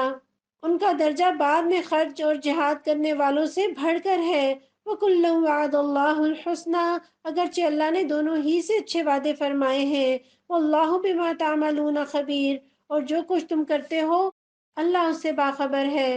اس سے کیا پتہ چلا؟ جب دین کو ضرورت ہے، جب دین قسم پرسی کی حالت میں ہے، جب دین اجنبی بن گیا ہے، جو اس وقت میں اللہ کے راستے میں مال لگائیں گے ان کے درجے بہت زیادہ ہیں بنسبت ان کے جب دین غالب آ جائے تو وہ خرچ کریں، وہ ان کے درجوں کو نہیں پا سکتے۔ اس سے بڑا فرق پڑتا ہے کہ کن حالات میں ساتھ دیا۔ سیدنا انس رضی اللہ عنہ بیان کرتے ہیں کہ حضرت خالد بن ولید رضی اللہ عنہ اور عبد الرحمن بن عوف رضی اللہ عنہ میں کچھ اختلاف ہو گیا۔ حضرت خالد رضی اللہ عنہ نے حضرت عبد الرحمن رضی اللہ عنہ سے کہا، تم اسی بات پر ہم سے جھگڑتے ہو کہ ہم سے کچھ دن پہلے اسلام لائے۔ جب رسول اللہ صلی اللہ علیہ وسلم کو اس بات کا علم ہوا تو آپ نے فرمایا، میرے صحابہ کو میری خاطر چھوڑ دو، اس ذات کی قسم جس کے ہاتھ میں میری جان ہے، اگر تم احد پہاڑ کے یا پہاڑوں برابر بھی سونا خرچ کرو تو ان کے اعمال کو نہیں پہنچ سکتے، کیونکہ صحابہ نے اس وقت خرچ کیا جب دین بالکل اجنبی تھا، جب مسلمان خود قسم پرسی کی حالت میں تھے، گھروں میں فاقے تھے۔ اس وقت انہوں نے دین کی آبیاری اپنے مال سے کی۔ اللہ ہمیں بھی دین کی بنیادوں میں کھپا دے، اور یہ صرف مال خرچ کرنے کے اعتبار سے نہیں ہے۔ جب سنتیں مٹ رہی ہوں اس وقت سنتوں کو زندہ کرنا، جب دین کے لیے کوئی کھڑا نہ ہو رہا ہو اس وقت اس کے لیے کھڑا ہونا، جب معاشرے میں غیر اسلامی چیزیں پھیلی ہوئی ہوں اس وقت اسلام کو زندہ کرنا، جب ماحول اور معاشرہ سپورٹ نہ کر رہا ہو اس وقت دین پر چلنا، یہ بڑی سعادت کی بات ہے۔ حالات سے بڑا فرق پڑتا ہے۔ جب انشاءاللہ تعالی اسلامی نظام آ جائے گا، نماز کا نظام قائم ہوگا، عورتیں پردہ کریں گی، تو کون ہے جو نماز نہیں پڑھے گا؟ کون سی عورت ہے جو پردہ نہیں کرے گی؟ یہ تو آج خوشخبری ہے ان لوگوں کے لیے جو دین پر چلے اس حال میں کہ دین پر چلنے والے تھوڑے تھے، اور ہم دیکھتے ہیں نا مارکیٹ میں جو چیز کم ہوتی ہے اس کی قیمت چڑھ جایا کرتی ہے۔ تو آج دین پر چل کر اللہ کی نظر میں اپنے آپ کو قیمتی بنا لیجئے، اور دین کے غلبے کے لیے، اپنے دین کے لیے، اپنے اسلام کے لیے، اپنی نسلوں کے دین کی حفاظت کے لیے مال لگائیں۔ آج تو اسلام وہ ہیرا ہے جو گرد و غبار میں اٹا ہوا ہے، جو اس کو اٹھا لے اس کا فائدہ۔ اللہ ہمیں دین کی خاطر اپنی جانیں لگانے والا اور مال خرچ کرنے والا بنا دے۔ من ذا الذی یقرض اللہ قرضا حسنا فیضاعفہ لہ ولہ اجر کریم۔ کون ہے جو اللہ کو قرض دے، اچھا قرض، تاکہ اللہ اسے کئی گنا بڑھا کر واپس دے، اور اس کے لیے بہترین اجر ہے۔ کون ہے؟ اللہ پکار لگاتے ہیں، صدا لگاتے ہیں، ان سننے والوں میں، ان پڑھنے والوں میں، ان سنانے والوں میں کون ہے جو اللہ کو قرض دے؟ دنیا میں کسی شریف آدمی کو قرض دیتے ہیں تو ہمیں توقع ہوتی ہے کہ وہ واپس کرے گا، اور اللہ تو سب سے بڑھ کر امین ہے، وعدوں کا پورا کرنے والا ہے، امانتوں کا لوٹانے والا ہے۔ وہ جب قرض واپس کرے گا تو سوچئے وہ کتنا بہترین واپس کرے گا۔ اور یہاں بہترین اجر کی اللہ نے نوید سنائی۔ یہ اجر کس کے لیے؟ دینے والوں کے لیے۔ بغیر دیے جنت نہیں ملتی، بند مٹھیوں سے جنت نہیں ملتی، اور اگر نفاق سے بچنا ہے تو انفاق کرنا ہوگا۔ آج ہمیں حب دنیا کی وجہ سے انفاق مشکل لگتا ہے، حالانکہ دنیا میں جو کچھ میرے اور آپ کے پاس ہے، ایک تھوڑی سی مدت کے لیے، ایک عارضی مدت کے لیے اللہ نے دیا ہے۔ اگر اللہ کے راستے میں لگا دیا تو یہ نعمتیں مستقل ہو جائیں گی۔ آج ہم اولاد پر لگاتے جاتے ہیں، لیکن دین پر نہیں لگاتے، اس کی سوچ بھی نہیں آتی۔ اللہ تعالیٰ دعوت دے رہے ہیں، خرچ کرو، آج تم یہاں دو گے، کل کئی گنا بڑھا کر اللہ تعالیٰ عطا کریں گے۔ سیدنا ابو مسعود رضی اللہ عنہ بیان کرتے ہیں کہ ایک شخص رسول اللہ صلی اللہ علیہ وسلم کے پاس ایک لگام والی اونٹنی لایا اور کہا کہ جہاد کے لیے قبول کر لیجئے، تو آپ نے فرمایا اس اونٹنی کے بدلے اللہ قیامت کے دن تمہیں 700 اونٹنیاں عطا فرمائے گا جو سب لگام والی ہوں گی۔ اللہ کے وعدوں پہ بھروسہ کر کے دیکھیے، آج اپنے ہاتھ سے اپنے دین کے لیے دیجئے، مال بھی دیجئے، سکلز بھی دیجئے، وقت بھی دیجئے، اپنی صلاحیتیں بھی دیجئے۔ اور قرض حسن کسے کہتے ہیں؟ وہ انفاق جو حلال مال سے ہو، جو چھپا کر دیا جائے، جس پر احسان نہ جتایا جائے، جس میں ریا نہ ہو، جس میں انسان اپنے دیے ہوئے کو حقیر سمجھے اور صرف اللہ کی رضا کے لیے دے کر پھول نہ جائے، یہ قرض حسن ہے۔ پیارے نبی صلی اللہ علیہ وسلم فرماتے ہیں، ترمذی کی روایت میں ہے، جس شخص نے اللہ کی راہ میں جہاد میں کوئی چیز خرچ کی تو اس کے لیے اس کا اجر 700 گنا تک لکھا جائے گا۔ صدقے کے تو دنیا میں بھی بڑے فائدے ہیں، قبر میں بھی فائدے ہیں، روز محشر کی گرمی کو بھی ختم کرتا ہے۔ اللہ ہمیں اپنے راستے میں لگانے والا بنا دے۔ یوم تری المؤمنین والمؤمنات، جب تم مومن مردوں اور عورتوں کو دیکھو گے، یسعی نورہم بین ایدیہم وبایمانہم، کہ ان کا نور ان کے آگے آگے اور ان کے دائیں جانب دوڑ رہا ہوگا۔ بشراکم الیوم جنات تجری من تحتها الانہار خالدین فیہا، ان سے کہا جائے گا آج بشارت ہے تمہارے لیے، جنتیں ہوں گی جن کے نیچے نہریں بہ رہی ہوں گی، جن میں وہ ہمیشہ رہیں گے۔ ذالک هو الفوز العظیم، یہی بڑی کامیابی ہے۔ یہ کون سا نور ہے؟ یہ ان کے دل میں ایمان کا نور ہے۔ اب وہ دل کا نور آگے کی طرف روشنی ڈالے گا اور سامنے ان کو رستہ نظر آئے گا، دائیں طرف اعمال صالحہ کا نور ہوگا۔ کیسی خوشخبری ہے! قیامت والے دن نور صرف مومنین صالحین کے لیے خاص ہوگا۔ کفار اور منافقین، فاسق اور فاجر وہاں بھی اسی طرح تاریکی میں بھٹک رہے ہوں گے جس طرح دنیا میں تاریکی میں بھٹکتے رہے۔ بعض روایات میں ہے کہ کچھ مومنوں کا نور اتنی دور تک پہنچے گا جیسے مدینہ اور عدن کا درمیانی فاصلہ ہے، اور بعض کا نور مدینہ سے صنعا تک کے فاصلے تک پہنچ رہا ہوگا، اور بعض ایسے بھی ہوں گے جن کی روشنی ان کے اپنے قدموں سے آگے نہیں بڑھے گی۔ اور اس روشنی کی کمی بیشی کی کیا وجہ ہے؟ وہ یہ کہ جس شخص کی کوششوں سے اسلام جتنی دور تک پھیلا ہوگا، جتنے لوگوں کو ہدایت حاصل ہوئی ہوگی، اسی نسبت سے اس کے نور میں کمی بیشی ہوگی۔ یوم یقول المنافقون والمنافقات للذین آمنوا انظرونا نقتبس من نورکم، اس روز منافق مردوں اور عورتوں کا حال یہ ہوگا کہ وہ مومنوں سے کہیں گے ذرا ہماری طرف دیکھو تاکہ ہم تمہارے نور سے کچھ فائدہ اٹھائیں۔ قیل ارجعوا وراءکم، ان سے کہا جائے گا پیچھے ہٹ جاؤ، فالتمسوا نورا، اپنا نور کہیں اور تلاش کرو، فضرب بینہم بسور لہ باب، پھر ان کے درمیان ایک دیوار حائل کر دی جائے گی جس میں ایک دروازہ ہوگا، باطنہ فیہ الرحمہ، اس دروازے کے اندر رحمت ہوگی، وظاہرہ من قبلہ العذاب، اور باہر عذاب۔ منافق کا تو دنیا میں بھی طرز عمل یہی تھا کہ وہ اسلام والوں سے، مسلمانوں سے تعلقات بنا کر رکھتے تاکہ اگر ادھر سے کچھ فائدہ ملتا ہو تو حاصل کر سکے۔ قیامت کے دن بھی وہ یہی چاہیں گے کہ ان کے نور سے فائدہ اٹھا لیں، لیکن جب دنیا میں اپنے مفاد کو عزیز رکھا، اپنے مال کو بچا بچا کر رکھا، اپنے آرام کو عزیز رکھا، تو اب نور انہیں کہاں دیا جائے گا؟ انہیں کہا جائے گا اپنا نور کہیں اور تلاش کرو۔ بالکل کمرہ امتحان کا منظر سا ہے کہ جس میں وہ اسٹوڈنٹ جس نے پورا سال تیاری نہیں کی، پڑھائی نہیں کی، اب وہ اپنے دائیں بائیں جہاں کہیں لائق بچے بیٹھے ہیں ان سے چاہتا ہے ان کے پیپر سے کچھ نظر آ جائے، ان سے کوئی نقل مل جائے، کوئی فائدہ حاصل ہو جائے۔ کیسی ذلت ہے! ینادونہم الم نکم معکم، وہ پکار پکار کر کہیں گے کیا ہم تمہارے ساتھ نہ تھے؟ یہاں کس کی بات ہو رہی ہے؟ یہاں مشرکوں کی بات نہیں ہو رہی، یہاں وہ لوگ جو مسلمان کہلاتے تھے وہ آواز لگائیں گے کہ کیا ہم تمہارے ساتھ ایک ہی مسلم معاشرے میں نہ تھے؟ کیا ہم کلمہ گو نہیں تھے؟ کیا ہم تمہاری طرح نمازیں نہیں پڑھتے تھے، روزے نہیں رکھتے تھے؟ کیا ہم نے تمہارے ساتھ حج نہیں کیا تھا؟ کیا ہم تمہاری مجلسوں میں شریک نہیں ہوتے تھے؟ کیا تمہارے ساتھ ہماری شادی بیاہ اور رشتہ داری کے تعلقات نہیں تھے؟ پھر آج یہ جدائی کیسے پڑ گئی؟ قالوا بلا ولکنکم فتنتم انفسکم، مومن جواب دیں گے ہاں مگر تم نے اپنے آپ کو خود فتنے میں ڈالا، وتربصتم، موقع پرستی کی، وارتبتم، شک میں پڑے رہے، وغرتکم الامانی، اور جھوٹی توقعات تمہیں فریب دیتی رہیں، حتی جاء امر اللہ، یہاں تک کہ اللہ کا فیصلہ آ گیا، وغرکم باللہ الغرور، اور آخر وقت تک وہ بڑا دھوکے باز تمہیں اللہ کے معاملے میں دھوکہ دیتا رہا۔ یہاں فتنے میں ڈالا سے کیا مراد؟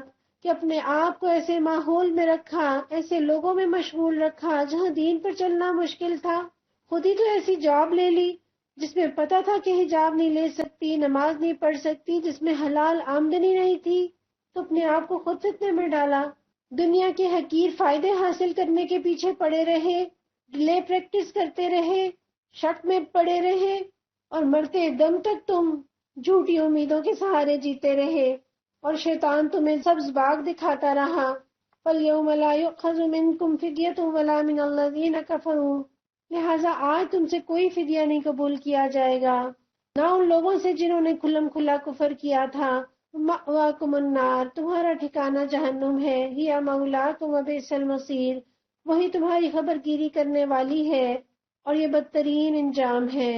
أَلَمْ يَأْنِ لِلَّذِينَ آمَنُوا أَن تَخْشَعَ قُلُوبُهُمْ لِذِكْرِ اللَّهِ وَمَا نَزَلَ مِنَ الْحَقِّ، کیا ایمان لانے والوں کے لیے ابھی وہ وقت نہیں آیا کہ ان کے دل اللہ کے ذکر سے پگھلیں اور اس کے نازل کردہ حق کے آگے جھکے؟ وَلَا يَكُونُوا كَالَّذِينَ أُوتُوا الْكِتَابَ مِن قَبْلُ فَطَالَ عَلَيْهِمُ الْأَمَدُ فَقَسَتْ قُلُوبُهُمْ، اور وہ لوگ ان لوگوں کی طرح نہ ہو جائیں جنہیں پہلے کتاب دی گئی تھی، پھر ایک لمبی مدت ان پر گزر گئی تو ان کے دل سخت ہو گئے۔ وَكَثِيرٌ مِّنْهُمْ فَاسِقُونَ، اور آج ان میں سے اکثر فاسق بنے ہوئے ہیں۔ ہمیں کس چیز کا انتظار ہے؟ عمر کا اتنا حصہ میں اور آپ گزار چکے، اتنی سمجھ آ گئی، اتنا قرآن پڑھ لیا، کیا ابھی بھی دل نرم نہیں ہوا؟ کیا ابھی بھی دل نہیں پگھلا؟ دل پگھلتا ہے تو عمل بدلتا ہے، دل پگھلتا ہے تو مال نکلتا ہے۔ اللہ ہمارے دلوں کو نرم کر دے، سختی کو دور کر دے۔ نیکی کے موقع بار بار نہیں آتے، آیا ہے تو لے لیجئے۔ یہ آیت جو میں نے اور آپ نے پڑھی اور سنی، یہی ایک آیت فضیل بن عیاض ایک ڈاکو تھے، ڈاکہ ڈالنے کے لیے کسی گھر کی دیوار پر چڑھے اور مالک مکان قرآن مجید کی تلاوت میں مشغول تھا۔ اس نے یہ آیت پڑھی، أَلَمْ يَأْنِ لِلَّذِينَ آمَنُوا أَن تَخْشَعَ قُلُوبُهُمْ لِذِكْرِ اللَّهِ، کہ اہل ایمان کے لیے بھی وہ وقت نہیں آیا کہ ان کے دل جھک جائیں۔ جو ہی یہ آیت آپ کی سماعت سے ٹکرائی، گویا تاثیر کا تیر بن کر دل میں پیوست ہو گئی، اور اس کا اتنا اثر ہوا کہ آپ خوف خدا سے کانپنے لگے، اور بے اختیار آپ کے منہ سے نکلا، کیوں نہیں میرے پروردگار، اب اس کا وقت آ گیا ہے اور آپ روتے ہوئے دیوار سے اتر پڑے۔ رات کو سنسان اور بے آباد کھنڈر نما مکان میں جا کر بیٹھ گئے۔ تھوڑی دیر بعد وہاں ایک قافلہ پہنچا تو شرکائے قافلہ نے آپس میں کہا کہ رات کو سفر مت کرو، یہاں رک جاؤ کہ فضیل بن ایاز ڈاکو اسی طرف رہتا ہے۔ آپ نے قافلے والوں کی باتیں سنی تو اور زیادہ رونے لگے۔ افسوس ہوا، ہائے میں کتنا گناہ گار ہوں کہ میرے خوف سے مسلمانوں کے قافلے رات میں سفر نہیں کرتے۔ پھر توبہ کر لی اور علم حدیث سیکھا اور محدث کہلائے۔ اللہ ہماری زندگیوں میں بھی تبدیلی لے آئے۔ ہم تو گویا یوز ٹو ہو گئے، جیسے دوا لیتے لیتے باڈی یوز ٹو ہو جاتی ہے۔ اعلموا ان اللہ یحیی الارض بعد موتها، خوب جان لو کہ اللہ زمین کو اس کی موت کے بعد زندگی بخشتا ہے۔ قد بینا لکم الآیات لعلکم تعقلون، ہم نے نشانیاں تمہیں صاف صاف دکھا دی ہیں، شاید کہ تم عقل سے کام لو۔ دل بھی زمین کی طرح ہے، اس پر قرآن کی بارش برستی ہے تو یہ دل زندہ ہوتے ہیں، اور جو عمل کو مؤخر کرتا رہے اس کا دل سخت ہو جاتا ہے۔ اور ہم دیکھتے ہیں نا کہ مردے اکڑ جاتے ہیں، زندہ تو نرم ہوتے ہیں۔ جن کے دل مردہ ہوں وہ دل سخت ہوتے ہیں، جن کے دل زندہ ہوں وہ نرم ہوتے ہیں۔ ان المصدقین والمصدقات واقرضوا اللہ قرضا حسنا یضاعف لهم ولهم اجر کریم، مردوں اور عورتوں میں سے جو لوگ صدقات دینے والے ہیں اور جنہوں نے اللہ کو قرض حسن دیا، ان کو یقیناً کئی گنا بڑھا کر دیا جائے گا اور ان کے لیے بہترین اجر ہے۔ اللہ تعالیٰ بار بار خرچ کرنے کا تذکرہ کرتے ہیں، گویا یہ پوری صورت ہی انفاق فی سبیل اللہ کی دعوت دے رہی ہے۔ اور ہم یہ سمجھتے ہیں کہ شاید اللہ کو ہمارے پیسے کی ضرورت ہے، شاید دین کو ہمارے پیسے کی ضرورت ہے۔ نہیں، یہ ہماری ضرورت ہے کہ ہم دین کے لیے پیسہ لگا کر اپنے لیے جنت کما لیں۔ اور اللہ کی راہ میں پیسے لگانے کے تو بڑے فائدے ہیں۔ آفتوں سے، بیماریوں سے انسان بچتا ہے، مال میں برکت ہوتی ہے، فرشتے دعائیں دیتے ہیں، دل کی سختی ختم ہوتی ہے، اللہ کا غضب ٹھنڈا ہوتا ہے، بری موت سے حفاظت ہوتی ہے، عذاب قبر اور جہنم سے نجات ملتی ہے، اور قیامت کی برستی گرمی میں صدقہ سایہ بن جائے گا تو میرا اور آپ کا فائدہ ہے۔ حضرت طلحہ رضی اللہ عنہ کی اہلیہ کہتی ہیں کہ آپ تشریف لائے تو میں نے دیکھا کہ بڑے مغموم ہیں۔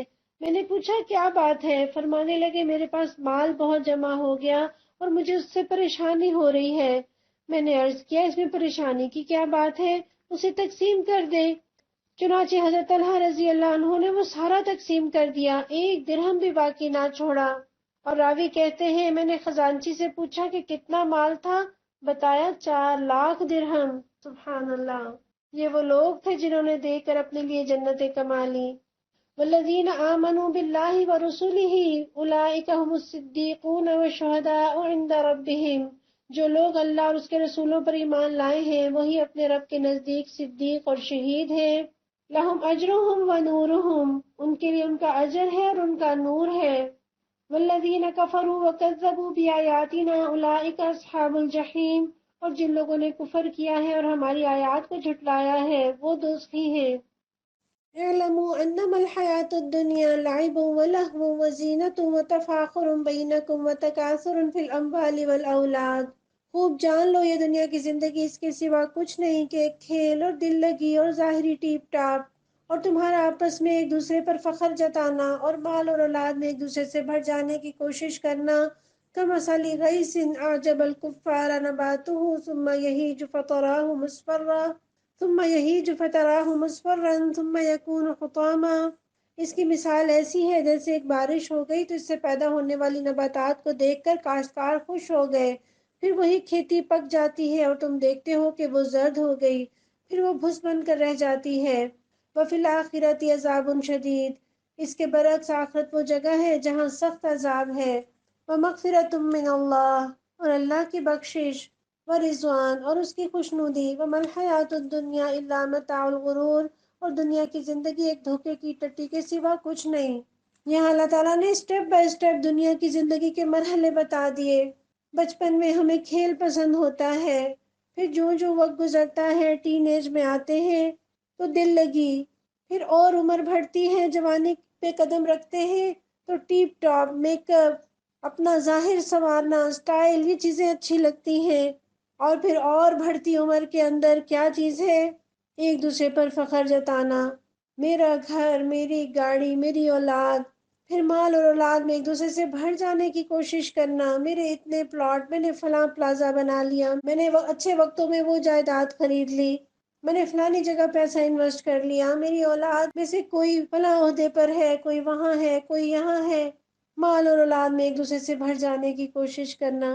اللہ تعالیٰ نے کیا بتایا کہ اس کی مثال ایسی ہے جیسے ایک بارش ہو گئی، اس سے نباتات پیدا ہوئی، کاشتکار خوش ہوئے، وہ کھیتی پکی اور دیکھتے ہی دیکھتے وہ زرد ہو گئی، پھر بھس بن کر رہ گئی۔ ایک آیت کے ایک ٹکڑے کے اندر زندگی کی کہانی شروع بھی ہوئی اور ختم ہو گئی۔ یہ ہماری دوڑیں کس طرف لگنا شروع ہو گئی، کبھی اپنے سلیقے کی، کبھی تعلیم، کبھی موبائل، کبھی گاڑی، کبھی لباس، کبھی زیورات، کبھی پرسز۔ ہم کہاں کھو گئے؟ آخرت کے عذاب سے بچنے کی کوشش بھول گئے۔ اور آخرت میں کیا رب کی رضا نہیں چاہیے، اپنے گناہوں کی معافی نہیں چاہیے؟ تو کیوں نہیں اللہ کی طرف پلٹتے، کیوں نہیں اللہ کے راہ میں اپنی صلاحیتیں لگاتے، مال لگاتے؟ اور دنیا تو نرا دھوکہ ہے، اس کا عروج بھی دھوکہ، اس کا زوال بھی دھوکہ، اس کی نعمتیں بھی دھوکہ، اس کے رشتے اور سہارے بھی عارضی۔ اللہ ہمیں سمجھ عطا فرمائے۔ سابقوا الى مغفرة من ربكم وجنة عرضها كعرض السماء والارض اعدت للذين آمنوا بالله ورسله۔ دوڑو اور ایک دوسرے سے آگے بڑھنے کی کوشش کرو اپنے رب کی مغفرت اور اس جنت کی طرف جس کی وسعت آسمان اور زمین جیسی ہے، جو مہیا کی گئی ہے ان لوگوں کے لیے جو اللہ اور اس کے رسولوں پر ایمان لائے ہوں۔ ذالک فضل اللہ یؤتیہ من یشاء، یہ اللہ کا فضل ہے جسے چاہتا ہے عطا فرماتا ہے۔ واللہ ذو الفضل العظیم، اور اللہ بڑے فضل والا ہے۔ یہاں اللہ تعالیٰ صدا لگا رہے ہیں، مقابلہ کرو، دوڑ لگاؤ، اپنے گناہوں کی بخشش کے لیے دوڑ لگاؤ، نعمت بھری جنتوں کے لیے دوڑ لگاؤ۔ اللہ تعالیٰ جنت کی وسعت بتا رہے ہیں اور ہم اپنے دلوں کو تنگ کر لیتے ہیں، مٹھیوں کو بند کر لیتے ہیں، اللہ کے راستے میں مال نہیں لگاتے، جبکہ اللہ جب اپنی جنت کا تذکرہ کرتے ہیں تو اس کی وسعتوں کا تذکرہ کرتے ہیں، اور جہنم کا تذکرہ کرتے ہیں تو ایک تنگ جگہ میں ٹھونسے جانے کا تذکرہ کرتے ہیں۔ تو وسعت والی جنتوں میں جانے والوں کے دل بھی وسیع ہونے چاہیے اور ہاتھ بھی۔ اور کتنی بڑی محرومی ہے کہ اتنی بڑی جنت میں میرے لیے جگہ نہ ہو۔ انسان بخل کرتا ہے اور اپنی جگہ جہنم میں بنا لیتا ہے۔ اللہ ہمارے دلوں کو کھول دے۔ ما اصاب من مصیبت فی الارض ولا فی انفسکم الا فی کتاب من قبل ان نبرأها۔ کوئی مصیبت ایسی نہیں جو زمین میں یا تمہارے اپنے نفس پر نازل ہوتی ہو اور ہم نے اس کو پیدا کرنے سے پہلے کتاب میں نہ لکھ رکھا ہو۔ ان ذالک علی اللہ یسیر، ایسا کرنا اللہ کے لیے بہت آسان کام ہے۔ گویا اللہ نے بتایا کہ جو مصیبت آئی وہ تو ٹارگیٹڈ تھی، وہ تو آنی ہی تھی، اس لیے تم دل چھوٹا نہ کرو، تم دل شکستہ نہ ہو۔ لِكَيْ لَا تَأْسَوْا عَلَىٰ مَا فَاتَكُمْ، یہ سب کچھ اس لیے ہوا تاکہ جو کچھ بھی تمہیں نقصان ہو اس پر تم دل شکستہ نہ ہو۔ وَلَا تَفْرَحُوا بِمَا آتَاكُمْ، اور جو اللہ عطا فرمائے اس پر پھول نہ جاؤ۔ وَاللَّهُ لَا يُحِبُّ كُلَّ مُخْتَالٍ فَخُورٍ، اللہ ایسے لوگوں کو پسند نہیں کرتا جو اپنے آپ کو بڑی چیز سمجھتے ہیں اور فخر جتاتے ہیں۔ پیارے نبی صلی اللہ علیہ وسلم کی ایک حدیث کا مفہوم ہے کہ اللہ نے مجھ پر وحی کی ہے کہ تواضع اختیار کرو، یعنی عاجزی، حتیٰ کہ کوئی دوسرے پر فخر نہ جتائے اور نہ سرکشی کرے۔ اللہ نے فخر جتانے کو ناپسند کیا ہے۔ الذین یبخلون ویأمرون الناس بالبخل ومن یتول فإن اللہ هو الغنی الحمید، جو لوگ خود بخل کرتے ہیں اور دوسروں کو بخل کرنے پر اکساتے ہیں، اور اب کوئی روگردانی کرتا ہے تو اللہ بے نیاز اور ستودہ صفات ہے۔ بخل سے بڑی تو کوئی بیماری ہی نہیں۔ لقد ارسلنا رسولنا بالبینات وانزلنا معهم الکتاب والمیزان لیقوم الناس بالقسط، ہم نے اپنے رسولوں کو صاف صاف نشانیوں اور ہدایات کے ساتھ بھیجا اور ان کے ساتھ کتاب اور میزان نازل کی تاکہ لوگ انصاف پر قائم ہوں۔ وانزلنا الحدید فیہ بأس شدید ومنافع للناس، اور لوہا اتارا جس میں بڑا زور ہے اور لوگوں کے لیے منافع ہے۔ وَلِيَعْلَمَ اللَّهُ مَن يَنصُرُهُ وَرُسُلَهُ بِالْغَيْبِ، اور یہ اس لیے کیا گیا تاکہ اللہ کو معلوم ہو جائے کہ کون اس کو دیکھے بغیر اس کی اور اس کے رسولوں کی مدد کرتا ہے۔ ان اللہ قوی عزیز، یقیناً اللہ بڑی قوت والا اور زبردست ہے۔ آپ ان آیات میں دیکھیے اللہ تعالیٰ نے کن چیزوں کا تذکرہ کیا۔ اللہ نے رسولوں کو بھیجا، اور جب رسول آتے ہیں تو کتاب آتی ہے، کتاب آتی ہے تو معاشرے میں عدل کا نظام آتا ہے، اور اس عدل کے نظام کو قائم کرنے کے لیے طاقت اور قوت کو استعمال کیا جائے۔ یہاں اللہ نے لوہے کا تذکرہ کیا جو قوت کی علامت ہے، پائیداری اور مضبوطی کی علامت ہے۔ گویا شریعت کے نفاذ کے لیے طاقت کی، اقتدار کی ضرورت ہے۔ رسولوں کی مدد کرنے والے کون ہیں؟ میرے اور آپ کے لیے رول ماڈل پیارے نبی صلی اللہ علیہ وسلم فرماتے ہیں، مجھے جتنا فائدہ ابو بکر کے مال نے پہنچایا اتنا کسی دوسرے کے مال نے نہیں پہنچایا۔ حضرت ابو بکر رضی اللہ عنہ یہ سن کر رونے لگے اور عرض کی، یا رسول اللہ، میری اور میرے مال کی حیثیت ہی کیا ہے؟ یہ سب کچھ آپ ہی کے لیے تو ہے۔ اللہ ہمیں یہ جذبہ عطا کرے۔ وَلَقَدْ أَرْسَلْنَا نُوحًا وَإِبْرَاهِيمَ وَجَعَلْنَا فِي ذُرِّيَّتِهِمَا النُّبُوَّةَ وَالْكِتَابَ۔